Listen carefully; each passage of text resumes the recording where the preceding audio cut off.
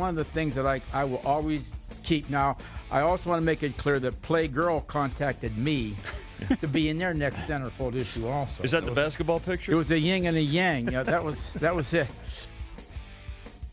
You certainly are going to settle for just the first-round pick for Derek Carr. I'm thinking that if someone offers them a first and a fourth, the conditional fourth, which could elevate based on certain conditions, kind of like the Sam Bradford trade, maybe they have to seriously consider that. Don't forget, 2016, Derek Carr, third in the MVP voting. People were making these Aaron Rodgers comparisons, which don't seem to have any validity for the way he's played ever since then. But quarterbacks are hard to find, and teams overvalue them in the draft and usually overvalue them in trade packages. I'm here. I like to inform the public on different things, and I think VSiN is the platform. Even when I'm not here, like I always say, where else are you going to get information like this? That's right. I mean, people, that's the number one question asked to me. Hey, Crack, can you help me out? Hey, Crack, can you help me? What do you think I should do going forward? Everyone wants to be a professional. It's unbelievable how many people say, man, I want to start doing this full time. You know what I always say to them? I wouldn't recommend it for my enemies. I mean, it's such... You got to be built a certain way. It's that tough. But take the first step and have VSiN. Here we are. So let's go with the fact that the interior defense isn't that great for the Houston Rockets. Carmelo Anthony's going to actually get a lot of flack, and he's minus 15 through his 3 games. They've been atrocious in terms of defense. That's an alarming number. Yes, it is. Is that worst in the league by a wide margin? Yeah, they're dead last in the league in terms of points allowed in the paint per game. So that's going to be a big reason why, and that's why they're not as good defensively. So you look at no Chris Paul, really bad defensively. I feel like the Utah Jazz are really just a good Donovan Mitchell game away from turning things around. Mm-hmm. So as part of the hashtag NBA Pick'em All Challenge, I used the Utah Jazz, catching 2.5 points.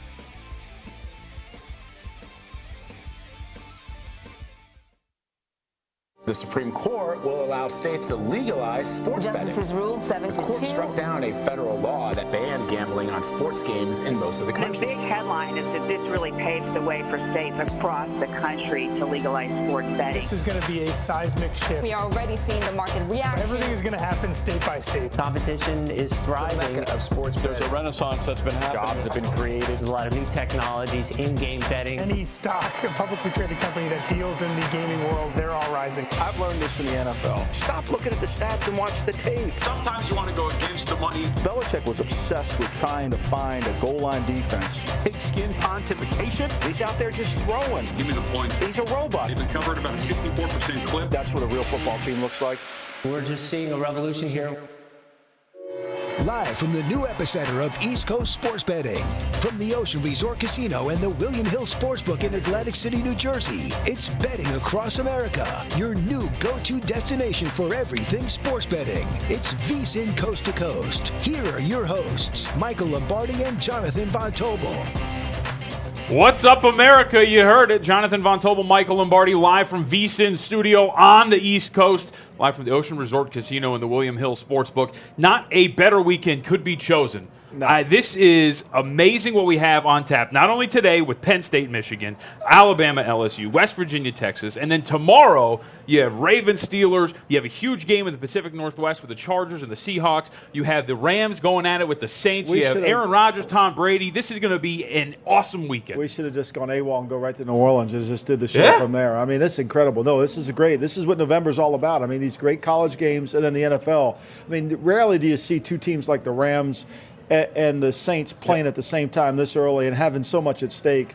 And then this weekend, you know, Michigan's big game. They've got to play well to keep up. We've got the Final Four that came out. I mean, the college pairings came this week, so everybody's jockeying around. And already we're going to have somebody get removed from the four because LSU's playing Alabama. So to me, it's a great weekend, and there's a lot to talk about. Oh, actually, four of the top 10 teams meet one another today because you also have Kentucky and Georgia on the list as well. I was just talking about the top four. Oh, of course. Somebody's going to get eliminated out of there. Someone's going to get pushed out, but even the top 10 overall, because Michigan and Ohio State are going to meet eventually, so like this whole top 10 is going to sort itself out. Because a lot of people up in arms about the first college football playoff ranking. The only one that matters is the last one. That's all that it is. And so So we'll have plenty in terms of college football. We have injury reports to go over, and of course, everybody has been asking. I get direct messages every single day on Twitter. Johnny P, former New Jersey cop who lives here in the book, he's going to be up here. We're going to talk a little bit about what he's got on his plate today, looking ahead to some of the action. And I know one play. I don't want to give it away too much, but it has to do with the Service Academy, and I got to tell you, I think I'm on the same side with him. I definitely on the same side. I'm a huge fan of that team there that he's going to pick. But look, you got to give Johnny P credit. He plays it. He does his homework. He studies. There's no emotion. I mean, look, the thing that you have to do in this profession, and when you're betting and stuff, you got to keep emotion out of it, and rooting interest stays away. I couldn't tell you who's Johnny P's favorite team. I couldn't tell you. You know, he has no rooting. So everything he's done is based on the numbers and the matchups, which is the best way to invest your money in this and the best way to make money. So let's open up with one of the biggest games of the day, of course, as we start with the top games that we're looking forward to, and that would be in the Big Ten. It's Michigan and it's Penn State. Now, if the Wolverines can pull this off, they essentially kick the door wide open on their way to the college football playoff. One loss under their belt thus far, right? You have to take care of Penn State today, which you're a 12-point favorite now over the Nittany Lions. Open up as a 10-point favorite. A lot of faith here in the Michigan Wolverines, and I actually kind of understand it to this point. You look at where these two teams are going. Just look at Penn State, for example. The last 2 weeks, they've given up 30 points, right, to Iowa and then Indiana. That Indiana game was much closer than people anticipated. In that Iowa game, you had to make a comeback because the Hawkeyes built up a big lead early and then eventually fell flat because Nate Stanley couldn't complete a pass. So now you have to take on a really stout front seven in Michigan, the best team in terms of yards per play allowed in the nation. And they have something similar with the two losses because I think Ohio State, right, and Michigan State have similar in terms of a strong front seven, and I think it's going to throw Penn State for fits this week. Yeah, and look, I mean, Penn State runs the single wing. I mean, let's make no bones about it. McSorley carries the offense and what he does, and I think it's going to be easy for Don Brown, the Michigan's defensive coordinator, to kind of get a game plan set up so that he can take away what McSorley does really well. The other factor is when you're playing down in the big house, and you got all that crowd noise, and you got to handle that. That's also going to be a tough element. I think the key for Michigan to go through to get to Ohio State really is their offense. Can Shea Patterson continue to improve in the passing game? Can they make plays in the passing game?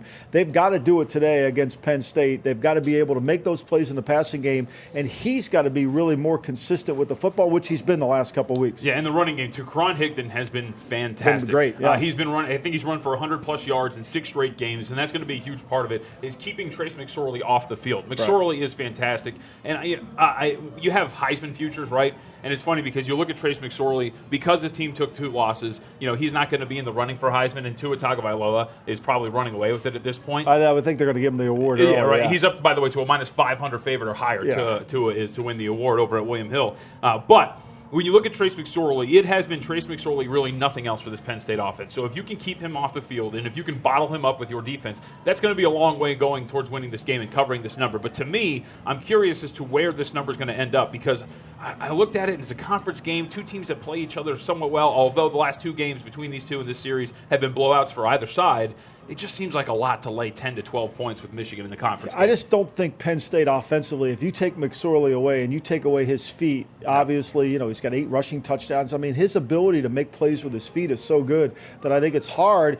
Where is he going to go with the ball? I mean, obviously, when you're just one-dimensional, and you don't have a diversified passing game and you play the number 1 defense in football, you can't really do enough. I think we're going to see that when we talk about the Georgia-Kentucky game. Kentucky can run the football. Benny Shell's really good at running the ball, but what else can they do? And running games in November don't win. You still have to throw the ball this time of the year to beat good teams, and I think that's where Penn State's going to have a tough time. I think McSorley will have a harder time throwing the ball against this great Michigan defense. We haven't seen much movement on the total either. Opened up 52.5. It's now 52 or 52.5 in a lot of shops around Las Vegas and here in New Jersey as well, and that's, of course, for Michigan and Penn State. Well, let's get into that game then in the SEC. The second best game on the schedule in the Southeastern Conference. That would be Georgia. That would be Kentucky. Kentucky now catching about 9 points. Your total sits anywhere from 46.5 to 45. I like this. Let's start with this. I like this Kentucky defense. I think this is obviously everybody does. I mean, you gotta love it, Stoops has done a great job with this team. You look there, I think you could argue the best defense in the SEC, which is saying something because usually you get some pretty good units in the SEC. You see the number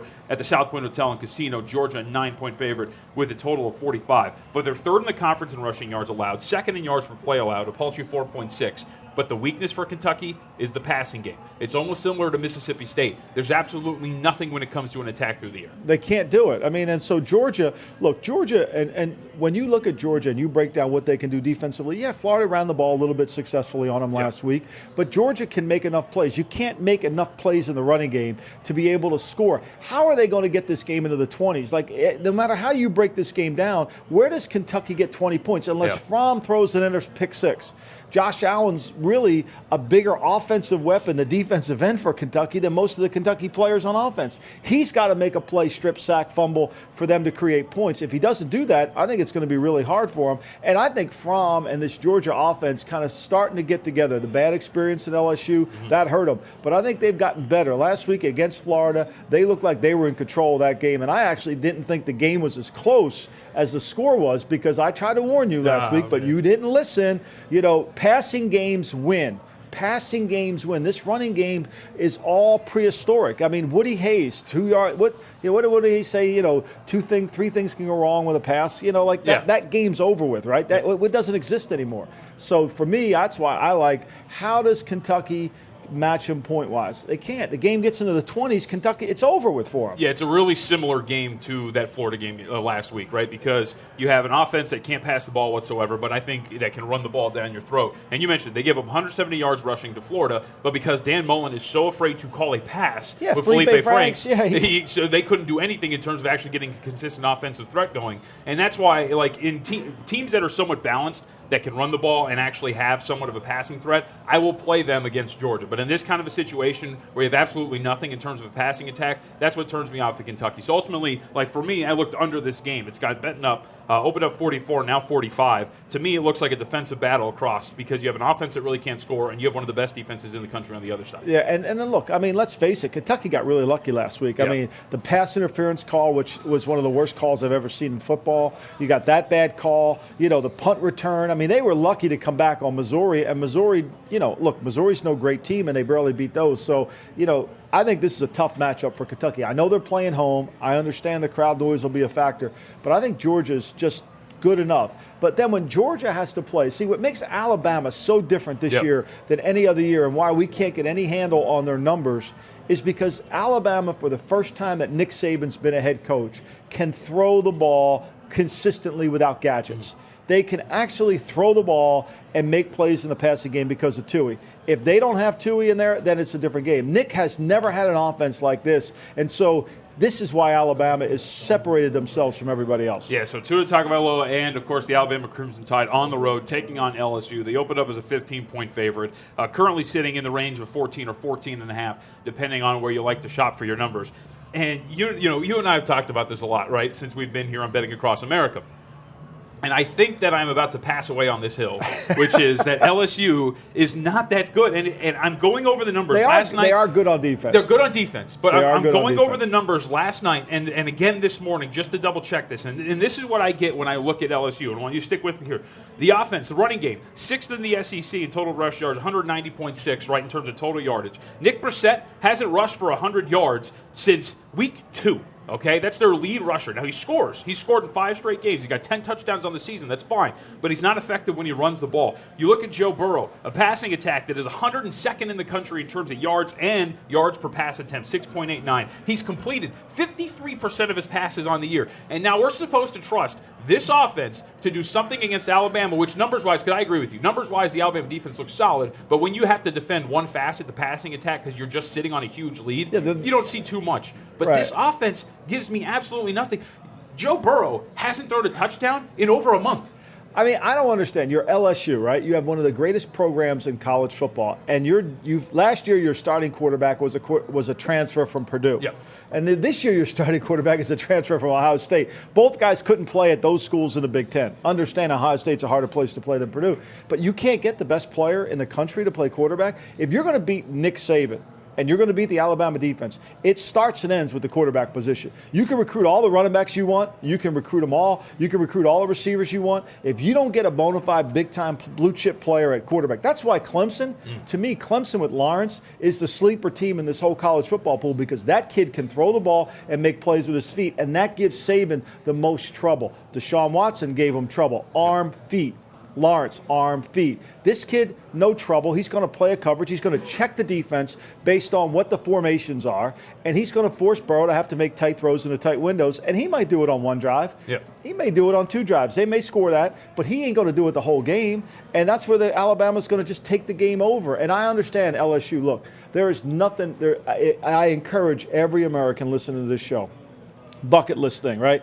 Go to a game in Baton Rouge on a college Saturday night. Don't go to the afternoon games. Don't do that one. Go to the night games. Okay. Drink with all the Cajuns down there. Have some fun. Have moonshine, whatever. Moonshine with everybody, and enjoy it. And watch Mike the Tiger come rolling out and roar at everybody, and then enjoy this, because this experience unlike any other. It really is. You remember talking about this? They used to keep the tiger. They used to keep that. Brett and I were talking about this yesterday when I was on the show. So they would always have the tiger in the cage, and they would keep the tiger by the visiting locker room. And so the tiger's in this cage, big, huge, massive tiger, and he's in this cage, and they literally would have people with like broomsticks rattling the cage, okay, to get the tiger pissed off, which it was easy to do, right? Yes. And the tiger just starts venting out, and you're walking by it, and you see this tiger with the teeth coming out. Oh my God! I mean, you're a young kid in college. Yeah. I mean, it's a powerful message to send, but.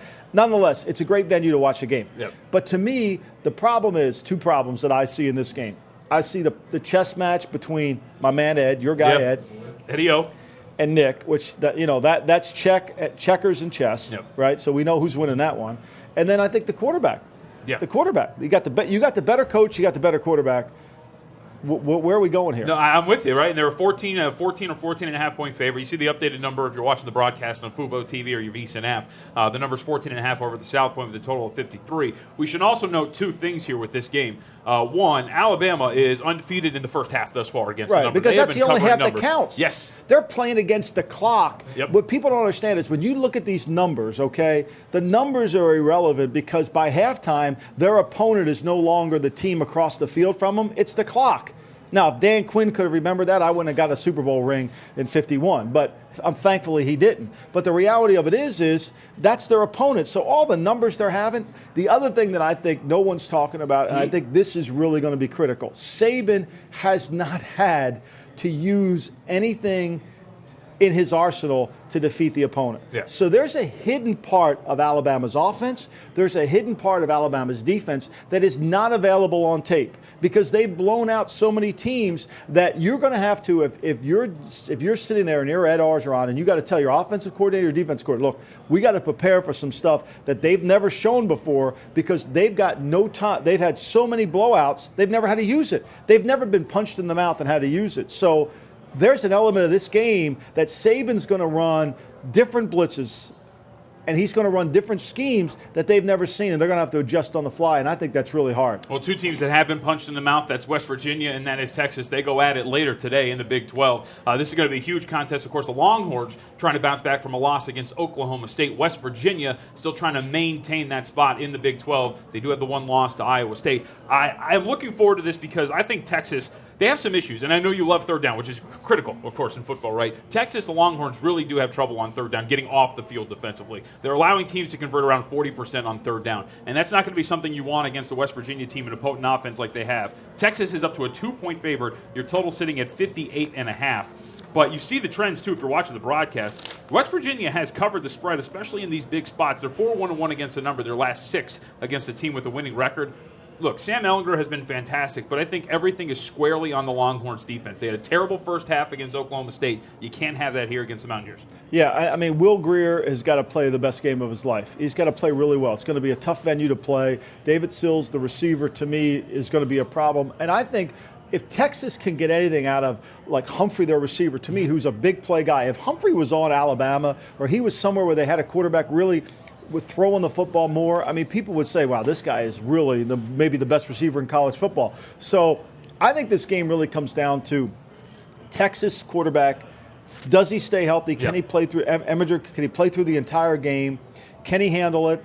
And then they've got to put pressure on Grier. They got to force him to have to make some tight throws. They went to Iowa State. They struggled to do it there. And I think Texas can make them struggle this week too as well. In a small maybe revenge spot for West Virginia. Remember, Will Grier, of course, broke his finger last year against this Longhorns team. So maybe he's looking for a little revenge when they got upended by the Longhorns last season. I wanted to ask you this. But one second, I want to ask you, though. You know, you guys always, you call it trends. I don't know what I call it.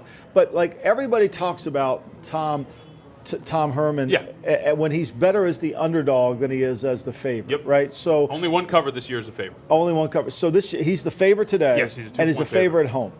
So is that swaying you to go to West Virginia? Are you looking at that? No, I mean, I actually leaned a little bit here towards Texas as opposed to West Virginia. I think that, Texas can't run the ball, which worries you a little bit, right? You have to be able to run the ball to keep Will Grier off the field and that offense off the field. But I do like Ellinger a little bit more, and I like this defense overall more than I like West Virginia. I think West Virginia's kind of padded the stats, which, by the way, they're not even that good, because if you look at what they've done, and the Big 12 is a little skewed, but their defense is pretty bad, and it's against bad offenses, too. Like I told you this morning, I think you have to, if you're studying football, you have to throw away conference stats, right? You got to base it based on rankings of the league, because the conference stats, especially the Big 12, they play touch football in the Big 12. Let's be honest. I mean, nobody's tackling in that league, and so you've got to be really careful to compare Big 12 defenses against other Big 12 defenses, because you're comparing bad to bad. You know what I mean? And so I think you've got to look at it as a global element over the entire NC2A to do that. But for me, Texas, I think that venue's tough to play. I think the quarterback plays better if he's healthy. They have some weapons on offense. I know they don't have a great running back, but they have weapons at receiver. They're big and make plays on the ball. So I just don't see West Virginia. I think West Virginia is one of those teams, you punch them in the mouth, I don't think they punch you back. Well, we'll find out later today, of course, if the Mountaineers can punch back against the Texas Longhorns. Stick around, Betting Across America with you until kickoff for the college football contest coming up in about 10 minutes. Johnny P., the guy who lives in this book right here, is going to join us at the desk to give us a couple winners, right? Yeah, I know he's been chomping at the bit. We got all 5 of his plays. He'll probably have more for us in a little bit. We also have updates on injury reports. Remember last weekend we were here with you on Betting Across America on Saturday. Quarterback, a key position of injury. Well, we have a lot more quarterbacks that are dealing with some injuries that we can update their status as we go along throughout the day. This is Betting Across America, live from VSiN's new home on the East Coast, the Ocean Resort Casino at the William Hill Sportsbook. It's Betting Across America, your new weekend guide to everything sports betting. It's VSiN, coast to coast. You can listen to us on SiriusXM Channel 204. Watch us online at VSiN.com and at Fubo TV.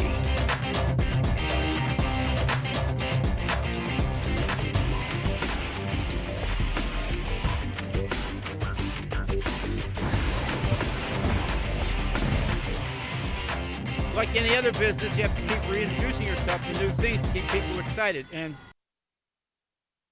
if you didn't catch VSiN last week, here's some of what you missed.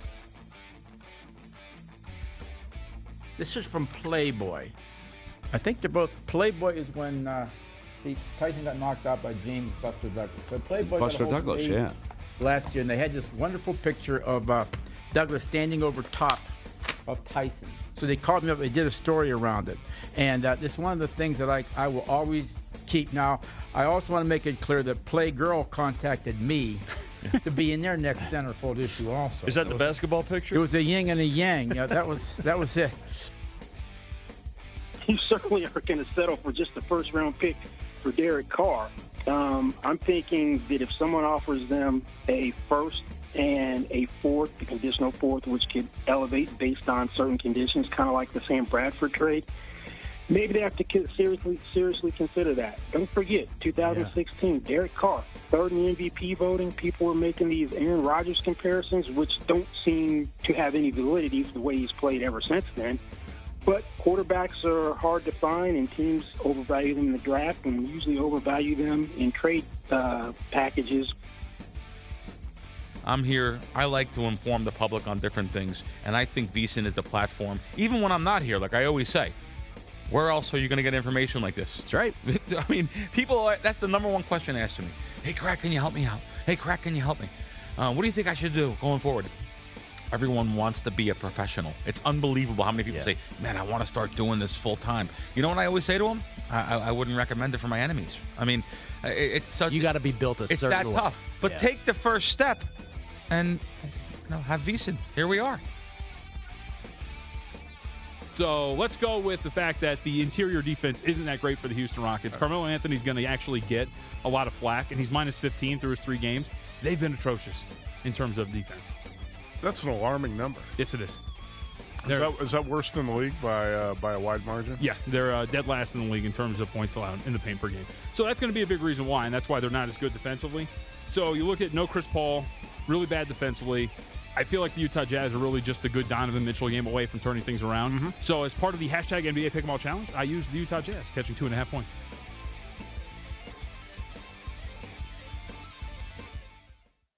Welcome back to Betting Across America, live from the Ocean Resort Casino in Atlantic City. If something happens in sports betting, we'll keep you informed. Now back to Michael Lombardi and Jonathan Von Tobel.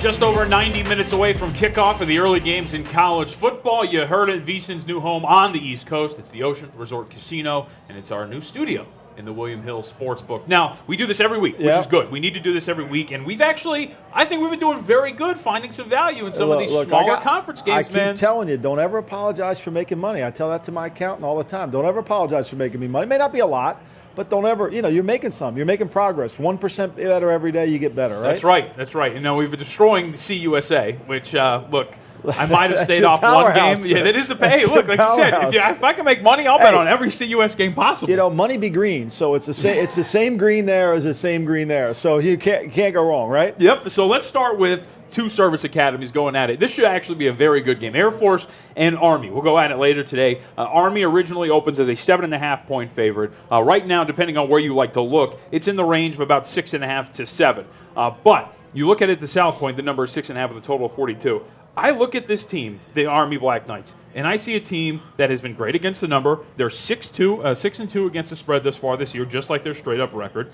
They have 4 straight wins going into this one. They're 8th nationally in terms of, get this, total rush defense. So they defend the run very well, and you're taking on another Service Academy team in Air Force that has been struggling this year up to this point, not great against the number, a 3-2-2 mark against the spread. And on top of that, what are they going to do? They're going to run the ball. This Army team, I think, has a lot going for them. I think they match up well with Air Force. And here's the other thing that you and I have talked about before. You know what Army can do? They can actually effectively throw the ball downfield when they need to. When they need to. Yes. Look, I have been a huge Army fan all year. I watched almost every game of Army just because I'm fascinated by it. I love the fact that West Point's on the back of their jerseys and not their names.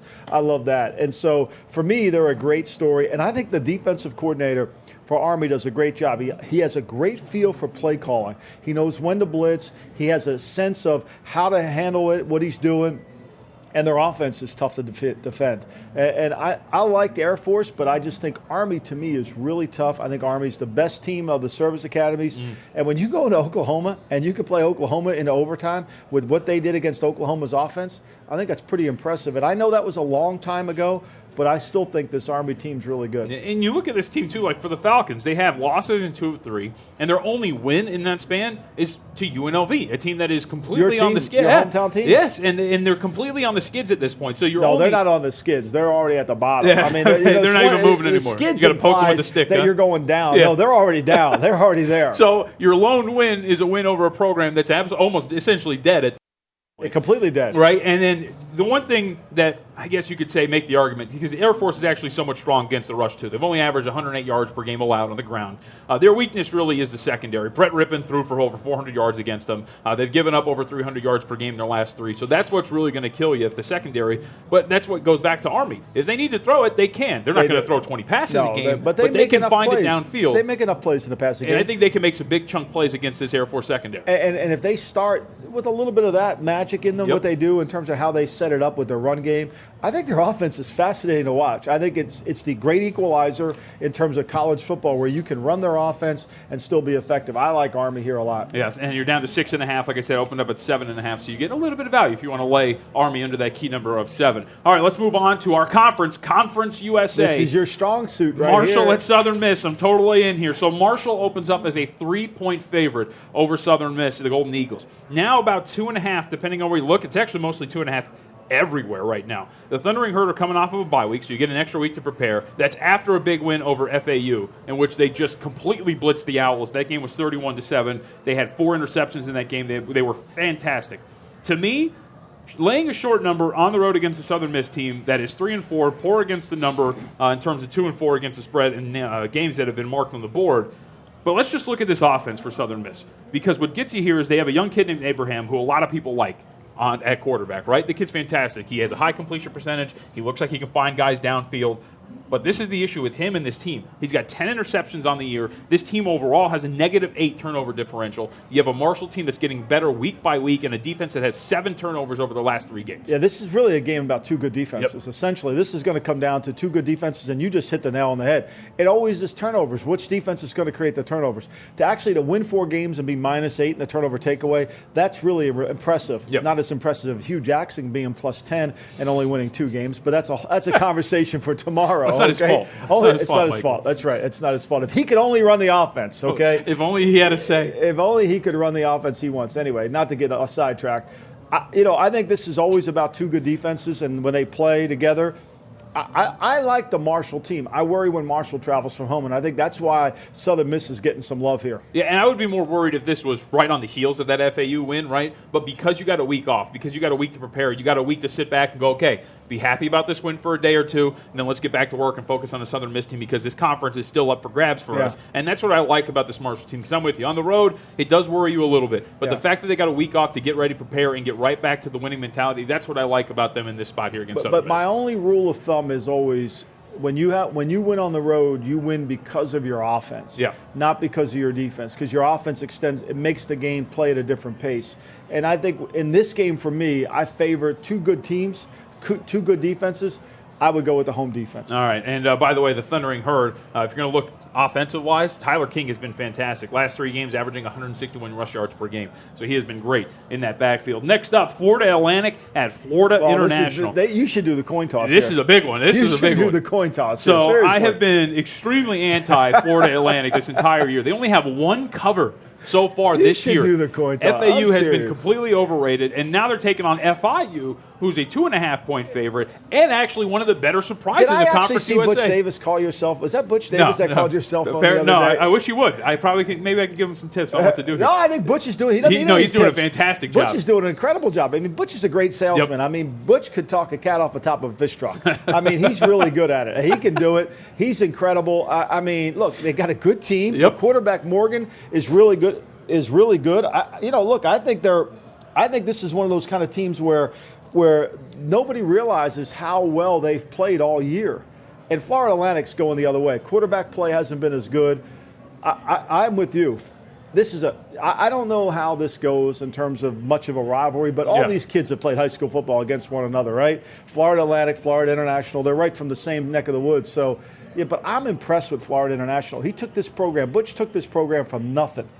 And he's made it into really a solid team. And Lane's Kiffin's program is on the downside. They just can't get good quarterback play. Yeah, they've lost 4 out of 5. And you talk about good quarterback play and just the offense in general. Their last 2 games, they've scored a total of 20 points. This is a team that set offensive records in the nation last season and now can get nothing going offensively. So it looks too good to be true. You always have to be wary of short home favorites. And that's what FIU is here, just a 2.5-point favorite over the Owls. Yeah. But a team that's 1-7 against the spread that looks completely listless on offense, I think it's got to be FIU. I don't know. This is one of those games where I think it's a little bit like when Tennessee goes to play Jacksonville, or it's a little bit such a close rivalry. I think that's why the line's so close, is because I think Lane can use the motivational factor of, hey, this is our rivals, we got to be, and that kind of why rises up. This to me would be a stay away game. I know you love Florida International. I would stay away. I'm not sure about this one. I don't get a sense of I think Florida Atlantic will play their best game of the year today. Well, you would hope that BYU can play their best offensive game of the year. They don't have an offense. Dude, they're going on the Smurf. They're taking on the Boise State Broncos. This offense has been atrocious. 121st in the nation in terms of scoring offense and total offense. 11 points per game their last 3 losses. That's BYU. They have been absolutely atrocious Which offensively. is remarkable considering BYU is the foundation of most offense. I mean, when I was first scouting, we would go to BYU and watch. Everybody wanted to copy BYU's offense. And, I mean, they used to be really good. Now they're good on defense. I mean, who would have thought that? And Boise State, I'm not sure Boise State can really take advantage of the situation in the game in the sense that can they really attack this defense? I don't think they can, and I think this is going to be one of those. The under, what's the over-under here? Right now you're sitting at about 53, 54. It opened up 55.5. I think people are playing the under here. I definitely do. So you look at this game too. So the one thing I like Boise State is quarterback play from Rippon has been fantastic. And they've actually been, because I thought they were going to be a bit more of a balanced offense, and they're not. They're really reliant on Rippon and what he can do with his arm. And he has shown the pass offense is 8th in the nation, 300 332 yards per game and 19th in yards per pass attempt. That's ripping, 8.7 yards per pass attempt. So he can take advantage of weak secondaries. It's just that I don't think BYU is a weak secondary. The thing that's going to work against him is the defense is going to be on the field so much because that offense literally has nothing going for him. We should also mention, of course, Tanner Mangum has been out the last 2 weeks, hasn't been out. He's been benched. So you now have a freshman in Zach Wilson who's been taken over here, 34-54 in his 2 games thus far, 402 yards, 3 touchdowns, and 2 interceptions. But you're taking on Boise on the Smurf turf, which is not a place where they actually perform well against the number. They've been chronically bad in terms of covering the number at home. Do you know why it's blue? Do you know why the turf's blue? I would assume because they wear blue uniforms, so it's an advantage. Why? No, because there's so many geese and oh yeah, that's right. Yes. And that when it was green, they were just flying in there and getting killed. Yes. And so to stop it, when the birds see that it's blue, they think it's a lake. They land and they don't get themselves. So that's why it's blue. I can't believe I forgot that. Yes, one you're of the absolutely greatest drives right. I've ever made in my life. The greatest drive. I was scouting for the 49ers. I drove from Boise State. I got a ticket, by the way. I don't think I've ever paid it. I got a ticket from Boise State to Spokane, one of the most beautiful drive along the Snake River. I think this game really, Boise State's offense, they're 23rd in the country offensively in what they do by the numbers, points per play. And I think that's real. Eventually, they're going to score enough points to win the game. And I think that's why BYU, I don't think BYU will match them on points. No, there's another big contest in the Mountain West that we'll get to eventually when we get to our weather contest because Hawaii and Utah State are going at it and a big one on the islands. When we come back, though, speaking of big, we have a big star in our midst. There's Johnny P., former New Jersey Cop, is going to join us here at the desk. Yes, that's right. I think we should play 10th Avenue Freeze Out. He's got plays and he's got winners for you, so stick around here on Betting Across America. It's Betting Across America, your new weekend guide to everything sports betting. It's VSiN, coast to coast. You can listen to us on SiriusXM Channel 204. Watch us online at VSiN.com and at Fubo TV.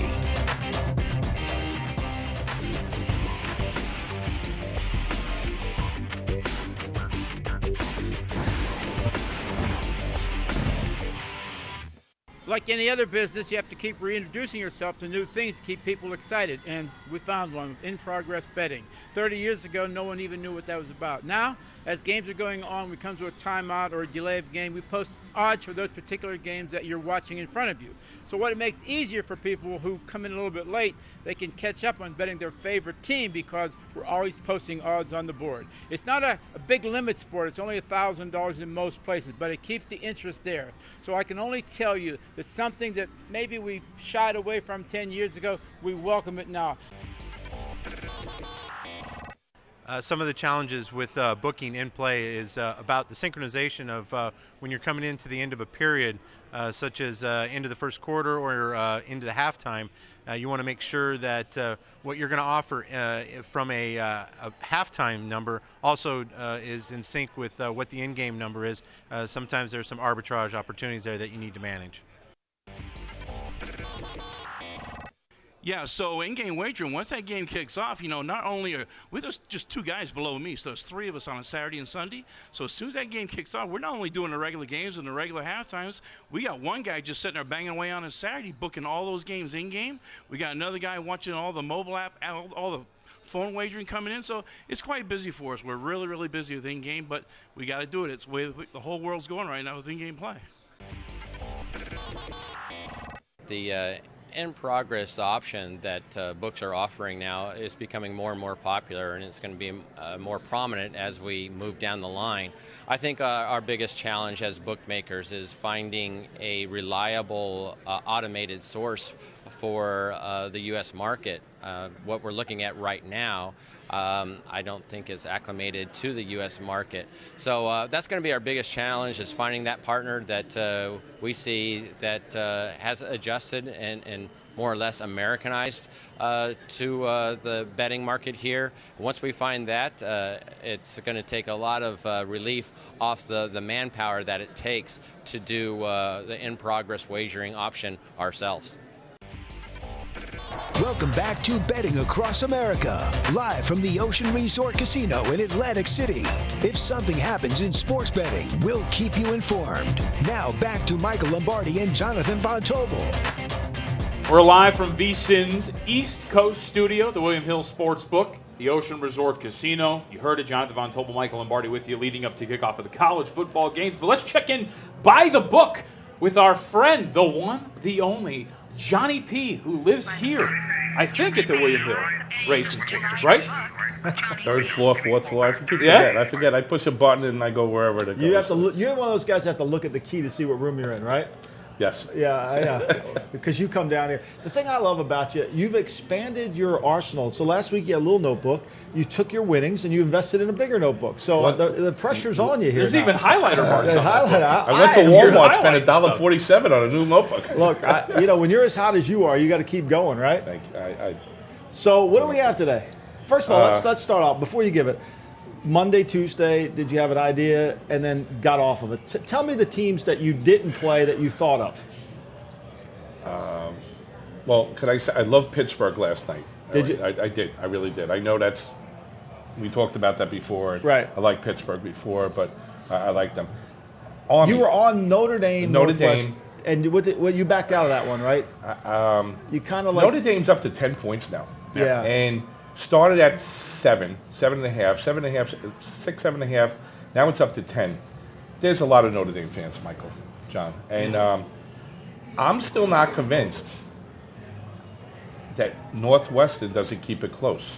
But you're not willing to put any coin on it. That's my point. I think JVT. I think that's what it was. I think early in the week when I called Johnny on one of my trips, I always call him and he tells me what he's up to and like what he's liking. And the Northwestern thing's appealing. And we talked about it earlier this morning. Can they score enough points to keep up with Notre Dame? I don't think so. But they're always tough to play at home. But that's why I think it's important to whenever you're making a bet or ever you're when you're breaking down a game or something, you always start out with a point. Yes. Like you think something and the way you work through it and you get off of it. So I just trying to tell the fans, stay away from the Northwestern Notre Dame game. It looks like maybe it could be an upset special, but I'm not sure. To me, it's a little risky. Yeah, I completely agree. So let's start in the Big Ten then, because I know that the tight end for Notre Dame is out also. Yep. That could mean something. Okay. First game I like, we always talk about under the radar. I like Minnesota today. Okay. Minnesota, 9.5. This is under the radar.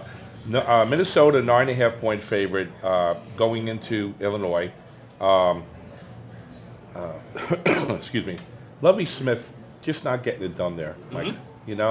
I think he has good ball players, but they just haven't gone to the concept of getting into his system yet. And I like Minnesota late in 9.5 over Minnesota. All right, so right now it's 9 in some shops in Las Vegas, total 62.5. So that Illinois team, really, he's right. Lovie Smith, really, you hire a pro coach, right? And it just hasn't turned around. At some point it's got to turn around. And Minnesota, PJ Fleck has done a good job. I thought, I kind of got misled a little bit because I'm not sure Ohio State's very good. And they played Ohio State tough there, and then they went out to Nebraska and got thumped. But, I think that to me, I think Illinois is bad. And I don't think Illinois really, I don't think they care if they're bad home or away. I think they're just bad. Yeah, the one thing that worries me with Minnesota, right? So you have 19 turnovers on the season for that offense, which isn't good. Illinois, actually, surprisingly, the one thing they do well is force turnovers. So if they get into this kind of battle where they're turning the ball over to Illinois, that's what's going to worry you. But I'm with you. I wouldn't want a piece of Illinois the way that they've been playing football at this point. All right, number 2, drum roll. Minnesota -9. What else you got? Iowa State, the Cyclones, going into Kansas, lines up to 14.5 now. Right. I like Iowa State. Iowa State is right on the cusp of making a nice bowl. Kansas is just not that good. Right. Not that good. I like Iowa State by 20, 24 points, 3 touchdowns. Like Iowa State a lot, really. Iowa State 16.5 point favorite, total 47 here at the South Point Hotel and Casino. So I don't think it's really that surprising betting against Kansas, huh? You're going down on a limb. But come on, get a little life. Don't be so passive. You're on a roll. You should be telling us, huh? I'm just. You're too nice. I need a White House. When you gave tickets out as a cop, you were too nice. I can't even imagine you giving tickets out, huh? I was a nice guy. I don't know. Kansas to me, Kansas, the quarterback situation. I think Matt Campbell. I don't know how Matt Campbell's still at Iowa State. I think this guy's a really good coach. Yep. I think he's got pro potential to be a pro coach. I'm with you, Johnny P. I think this is Iowa State's moment to really put a whooping on somebody and show they're a dominant team. Yep. So Minnesota -9. Then you have, of course, this spot, Iowa State taking on Kansas. What about the service academies, Army, Air Force? Michael and I were talking about this game earlier. Both him and I were leaning here towards Army. It looked like a really good team, great against the run. That offense is fantastic. I was on Army all week. You got me on Army. You got me on Army. I'm off Army now. You're off Army. I was sitting outside, and the line went down another point. What I would like to do with Army, or Army and Air Force, is take Air Force into 2-team tees. Wow. I just thought of this one real quick, not a 3-team tees. I would take Air Force with 13 points, and then take them with Iowa State and bring that down to 7.5, 8, and a 2-team tee. So to go over, and actually, correct that, to go Minnesota to 6.5. Right, we talked about that earlier. Right, to You go wanted to that, tease and Minnesota. to go with Air Force instead. Got it. I'm jumping off Army. I've been on Army all week, but you got me on Army. I don't know. I just. So what? The line moved got you off? The line moved. You know, I don't get scared about points. You know that, totals and stuff. I just have a feeling. Within the last couple of hours, I got up early this morning and do my homework, as you know. I changed my idea against Army. I'm taking Air Force. Wow. All right, you're going to tease that, get Wow, double digits. There's a shocker. I'll be for wrong. you. No, Hey, look, you got it going. So the first couple weeks you've been with us, you've given us first half totals that have been pretty good thus far. And I assume that you have another first half total for us today. And you're right. Okay. Oklahoma and Texas Tech. Okay. 78.5, John.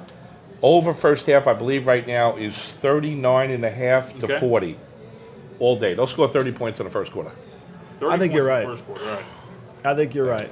I think we're going to find out, obviously, with Stoops being fired and Ruffin McNeil coming in there to be the defense coordinator, how much he's been able to change. But I still think Cliff Kingsbury's offense will score points, and I'm with you. Oklahoma's going to score a lot of points. I think Oklahoma knows they need to come from behind. They need to get into that conversation of the top 4 with that Texas loss.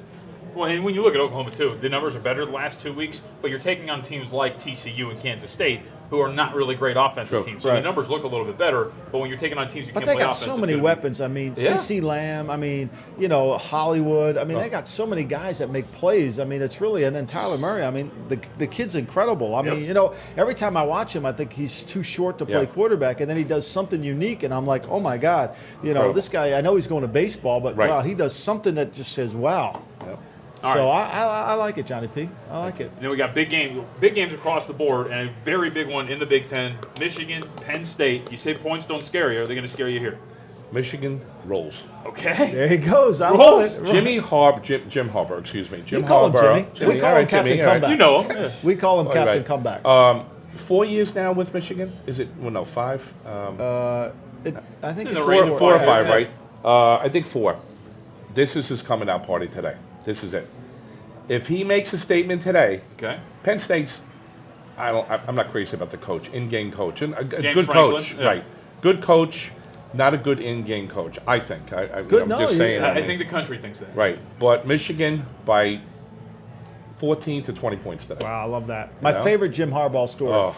My favorite Jim Harbaugh. So Jim Harbaugh played pro football. Right. He was at Carolina. It was his last year in the NFL. Al Davis said to me, we got to hire an ex-quarterback to be our quarterback coach, kind of a graduate assistant.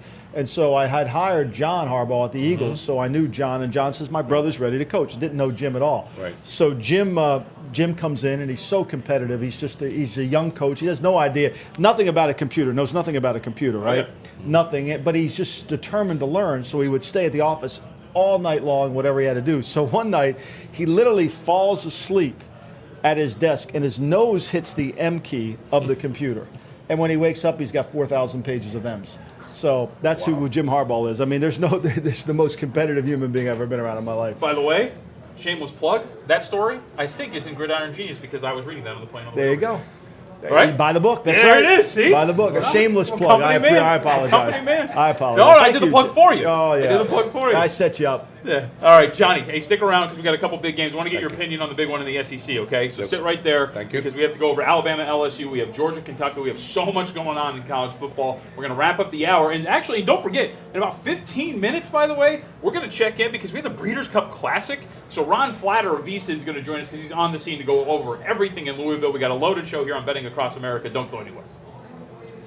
It's Betting Across America, your new weekend guide to everything sports betting. It's VSiN, coast to coast. You can listen to us on SiriusXM Channel 204. Watch us online at VSiN.com and at Fubo TV.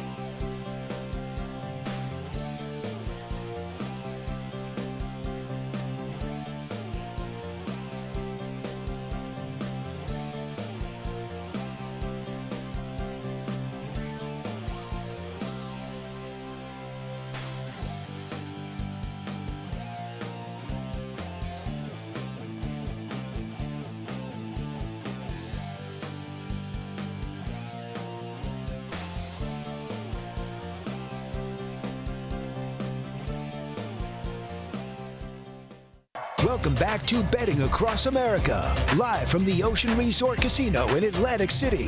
If something happens in sports betting, we'll keep you informed. Now back to Michael Lombardi and Jonathan Von Tobel.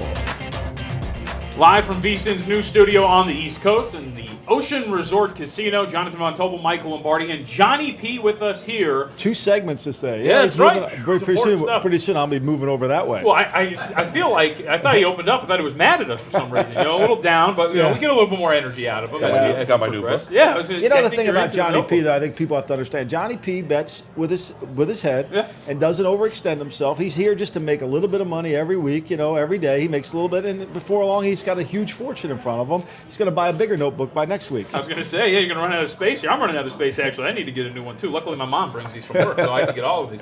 All right, Johnny, so let's talk about the big one in the SEC today. Alabama, LSU. Michael and I are on the same side here. You look at everything numbers-wise with this LSU offense. You just look at this team in general. Alabama should win this game, and I think they should cover. It's 14 now, opened up 15 in some shops in Las Vegas. It's 14.5 over at the South Point. How did the Crimson Tide fare in, not even arguably, their toughest matchup up to this point in the year? Alabama always seems to have one tough game a year, and this will be a tough game for Alabama for the first half. So you don't think they cover for the first time in the first half this year? I didn't. He didn't say that. See, that's You're the great part leading about the it. witness. Well, no, I'm asking. You are leading the witness. You are leading the witness. But that's important because Alabama. I'm hedging. Was it 7.5, John? 8.5 in the first half. Yep. I think LSU covers the first half. Oh, I think LSU covers the first half. Alabama undefeated in the first half against the spread. Exactly. And I wouldn't put money on it, but actually, LSU covers the first half. Okay, now see that you got more confident as you went along. Okay, all right. LSU, my new book, yeah. But LSU covers the first half. Saban goes in the locker room, says to the boys, "Listen, we need another trophy in that case. Put the pedal to the metal." They win by 20. Okay. I like it. Yeah. I do think, look, everybody's a little weary about this because it's really not because of the two. I think LSU's great on defense, don't get me wrong. I think they're fast, they're athletic. They're going to have some issues because Alabama can spread you horizontally and vertically, which makes playing defense extremely difficult. But I think the only thing why people are not going Alabama is because the game's in Baton Rouge. I mean, really, it's the night game and the crowd noise. And this, to me, Nick Saban's got to be embracing this because he needs a tough game. He needs his team to go in there and find out what he has as a football team once he gets punched in the mouth. I mean, as Mike Tyson so eloquently once said, everybody has a plan until they get punched in the mouth. Yep. So now Alabama knows they're going to get punched in the mouth. Now they're going to figure out where they go from there. And then I agree with Johnny P. I think halftime adjustments are critical. Right. And like I said earlier, all those little things that Nick hasn't shown on tape all year. This is really like the first game of the year for Alabama because they've never had to use it. They got this huge utility belt like Batman had, and there's a lot of things they've never used in there. And now they're going to come out and use them, and I think it's going to be really tough for them. So let's go to another game that I am really fascinated by, and it's because there's an odd situation surrounding it, right? So Maryland takes on Michigan State, right? And it is such a weird dynamic around the Maryland program. Not only we know what happened with DJ Durkin, he gets fired, he gets let go after being reinstated, by the way. And then you have now the punter. I don't know if you saw this story. The punter comes out and says that he was essentially assaulted during practice. Players have to come out and say, no, that's not true. So they're infighting and everything. And now Maryland is catching 3 points at home against a Michigan State team. The one thing you have to give the Terps credit for and their staff is, despite all of the distractions from the beginning of the year when they upset Texas up until this point, they've seemed to be able to focus on football. So you give them all the credit in the world. Is this a spot where you want to go in and maybe buy Maryland at a low point, taking on Michigan State, coming off a win over Purdue with their backup quarterback because Lombardi's still under center? I like Maryland today. Okay. I think they rise to the occasion. The turmoil has been so much. Those kids, you're talking about 18, 19, 20-year-old kids, and having to go through this and say, listen, they came here because of this coach. What happened was a tragedy. It was that the young man died. They reinstate him. Then they fire him the next day. They listen to their fans. They listen to the players too. And to the players, which is that's the key element here. They listen to the team, and the team didn't really want them back. And I think that's going to be the motivating factor today in the game. And if I'm Michigan State, which look, let's face it, Michigan State is not healthy. We think Lombardi's going to start again at quarterback, and so they haven't been a dominant team. They're going on the road here. I think I'm with you, Johnny P. I think Maryland will rise to this and really go forward. I think it's a tough spot. I think this game goes either way, Maryland. But I think Maryland has backbone to them. I think they were happy their coach isn't there. and I think they're going to rise to it. It's a little bit like the Texas game. Yeah. Oh, and you're getting value here because Michigan State opened up as a 1.5 favorite, now up to 3. So people have been looking at this game and betting on Michigan State, thinking that this Maryland team is going to be distracted. But they showed us just after week 1, taking out Texas in that big game with a lot of emotion. This team's been able to handle it. This has been it looks like this is going to be a spot to maybe buy in and buy low on Maryland. How about Georgia, Kentucky? I was hoping you'd ask me for that. Okay.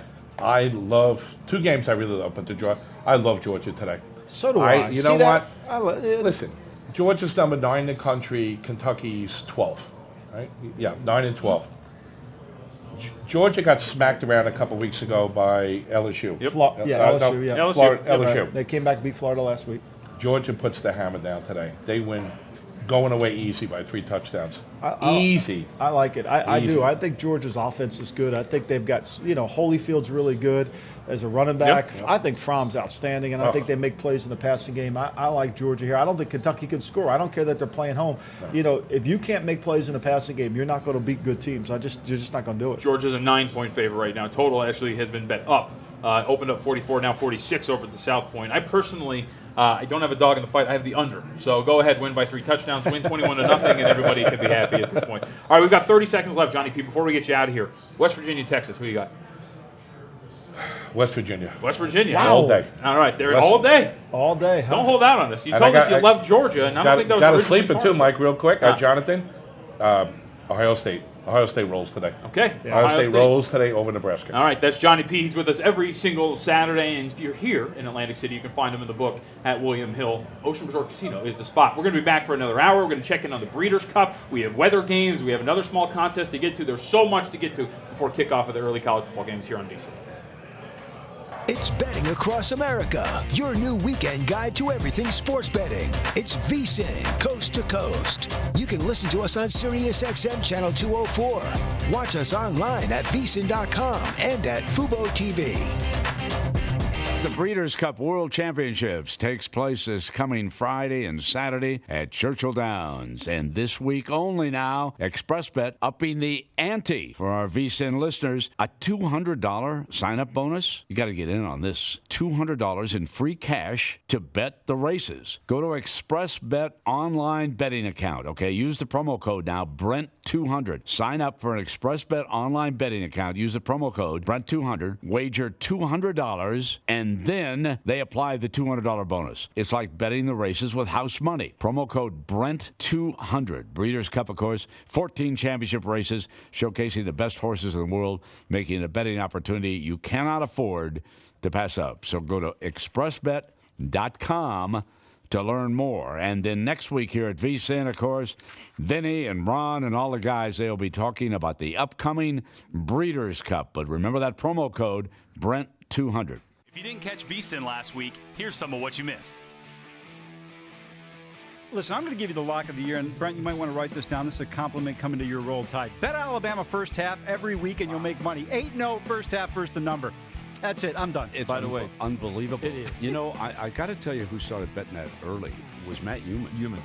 They haven't played a team with a pulse. They're the best team now. Oh, there's no question. Yeah. But I heard a few people saying from the old-time guys like me, I shake my head, and they're running to the counter laying 27.5 in the first half like it's chocolate. It's just like I just shake my head, but you know what? After we pay them off, they're looking at me like, you donkey, you don't know what the hell you're doing either. And they're right. A straight bet for $100,000, a three-teamer for $180,000, and he lost a $20,000 four-teamer live to the Chargers. So we had 3 in going to that. So I guess he won $260 for the week. So that's back-to-back weekends. How would you like to make $260 in a 48-hour period bet? That would be nice. Yeah, no kidding. I ran the numbers. The guy's up over $2 million in the last 2 weeks. Yeah, that's pretty good. I mean, I give him credit because he has the onions to bet.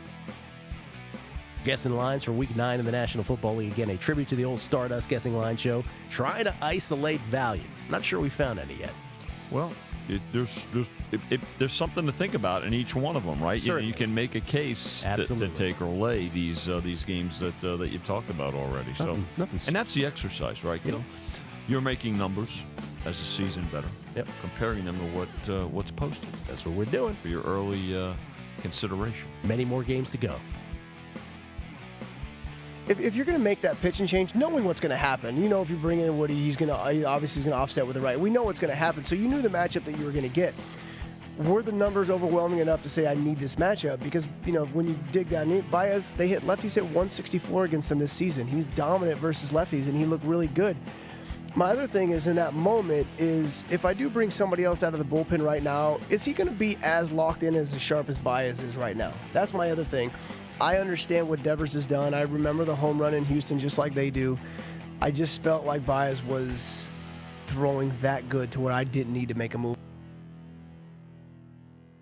The Supreme Court will allow states to legalize sports betting. Justices ruled 7-2. The court struck down a federal law that banned gambling on sports games in most of the country. The big headline is that this really paves the way for states across the country to legalize sports betting. This is going to be a seismic shift. We are already seeing the market react. Everything is going to happen state by state. Competition is thriving. Of sports There's a renaissance that's been happening. Jobs have been created. There's a lot of new technologies, in-game betting. Any stock, a publicly traded company that deals in the gaming world, they're all rising. I've learned this in the NFL. Stop looking at the stats and watch the tape. Sometimes you want to go against the money. Belichick was obsessed with trying to find a goal line defense. Pigskin pontification. He's out there just throwing. Give me the point. He's a robot. They've been covered about a 64% clip. That's what a real football team looks like.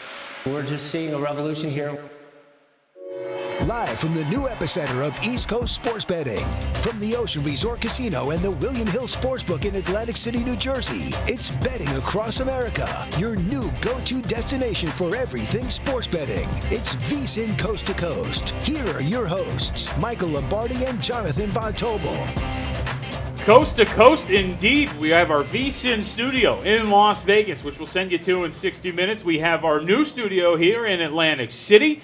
And Ron Flatter, VSiN host, is out in Kentucky to cover the Breeders' Cup. Where else would he be? I mean, they're everywhere, man. We're everywhere. The Vegas Stats and Information Network. No. We're VSiN, man. And Ron Flatter's on the horn joining us now to break down everything with the Breeders' Cup. All right, Ron, let's start with this. Just what's going on out there, man? What's the environment like? Breeders' Cup Classic, of course, later today. But with the Breeders' Cup in general, what's the environment been like over in Kentucky? Well, here's one thing we got, Jonathan and Michael. Something from 93 million miles away we're seeing for the first time in days and days and days. The sun is out. And so we got a fast track, and we had the first race here a few moments ago. Big speed bias on the tracks yesterday. Broke down toward the end of the day, though. You had a closer in the juvenile turf, and then you had a closer, or at least a mid-pack horse, winning in the juvenile game winner. So is the speed bias over with on the dirt? Yeah, we just had a closer. In fact, best horse in the race, the 6-5 favorite, won the very first race of the day, which was an allowance race. So at least over a two-turn race around the main track here, it looks like we can say bye-bye to yesterday's speed bias. Still to be determined, though, is what the turf condition really is, because, of course, that takes longer to dry out. They've listed it as good, not firm. And I can't imagine it would get to firm, but good might be what they live with for the day, and it might even be good, maybe toward the soft side of good. So that's what we're looking at today as we try to handicap all the races. In the first Breeders' Cup race is coming up in a little more, I think about 45 minutes or so. That's Ron Flatter, live from Churchill Downs in Louisville, Kentucky. Follow him on Twitter, by the way, at Ron Flatter. All right, Ron, well, let's fill us in on not only the field, but some of your favorite horses in the big race later today. The Breeders' Cup Classic, I believe post time is about 5:44 p.m. Eastern, right? Mm-hmm. Yep, that's exactly right. And, it'll probably be post time, and then they'll be closer to 6 o'clock when they actually run the race. But as far as this race is concerned, Accelerate is listed as the morning line favorite, and he probably will be something close to 3-1, 7-2, something in that neighborhood. But honestly, this is a pretty wide open race. Accelerate drew far outside, as did, in fact, 4 other morning line favorites here at the Breeders' Cup. So there's that to have to deal with. The bigger thing I think that could happen in this race, though, is there's going to be enough speed in the race, and there's going to be enough other horses in the race. Accelerate has never faced this kind of a field before.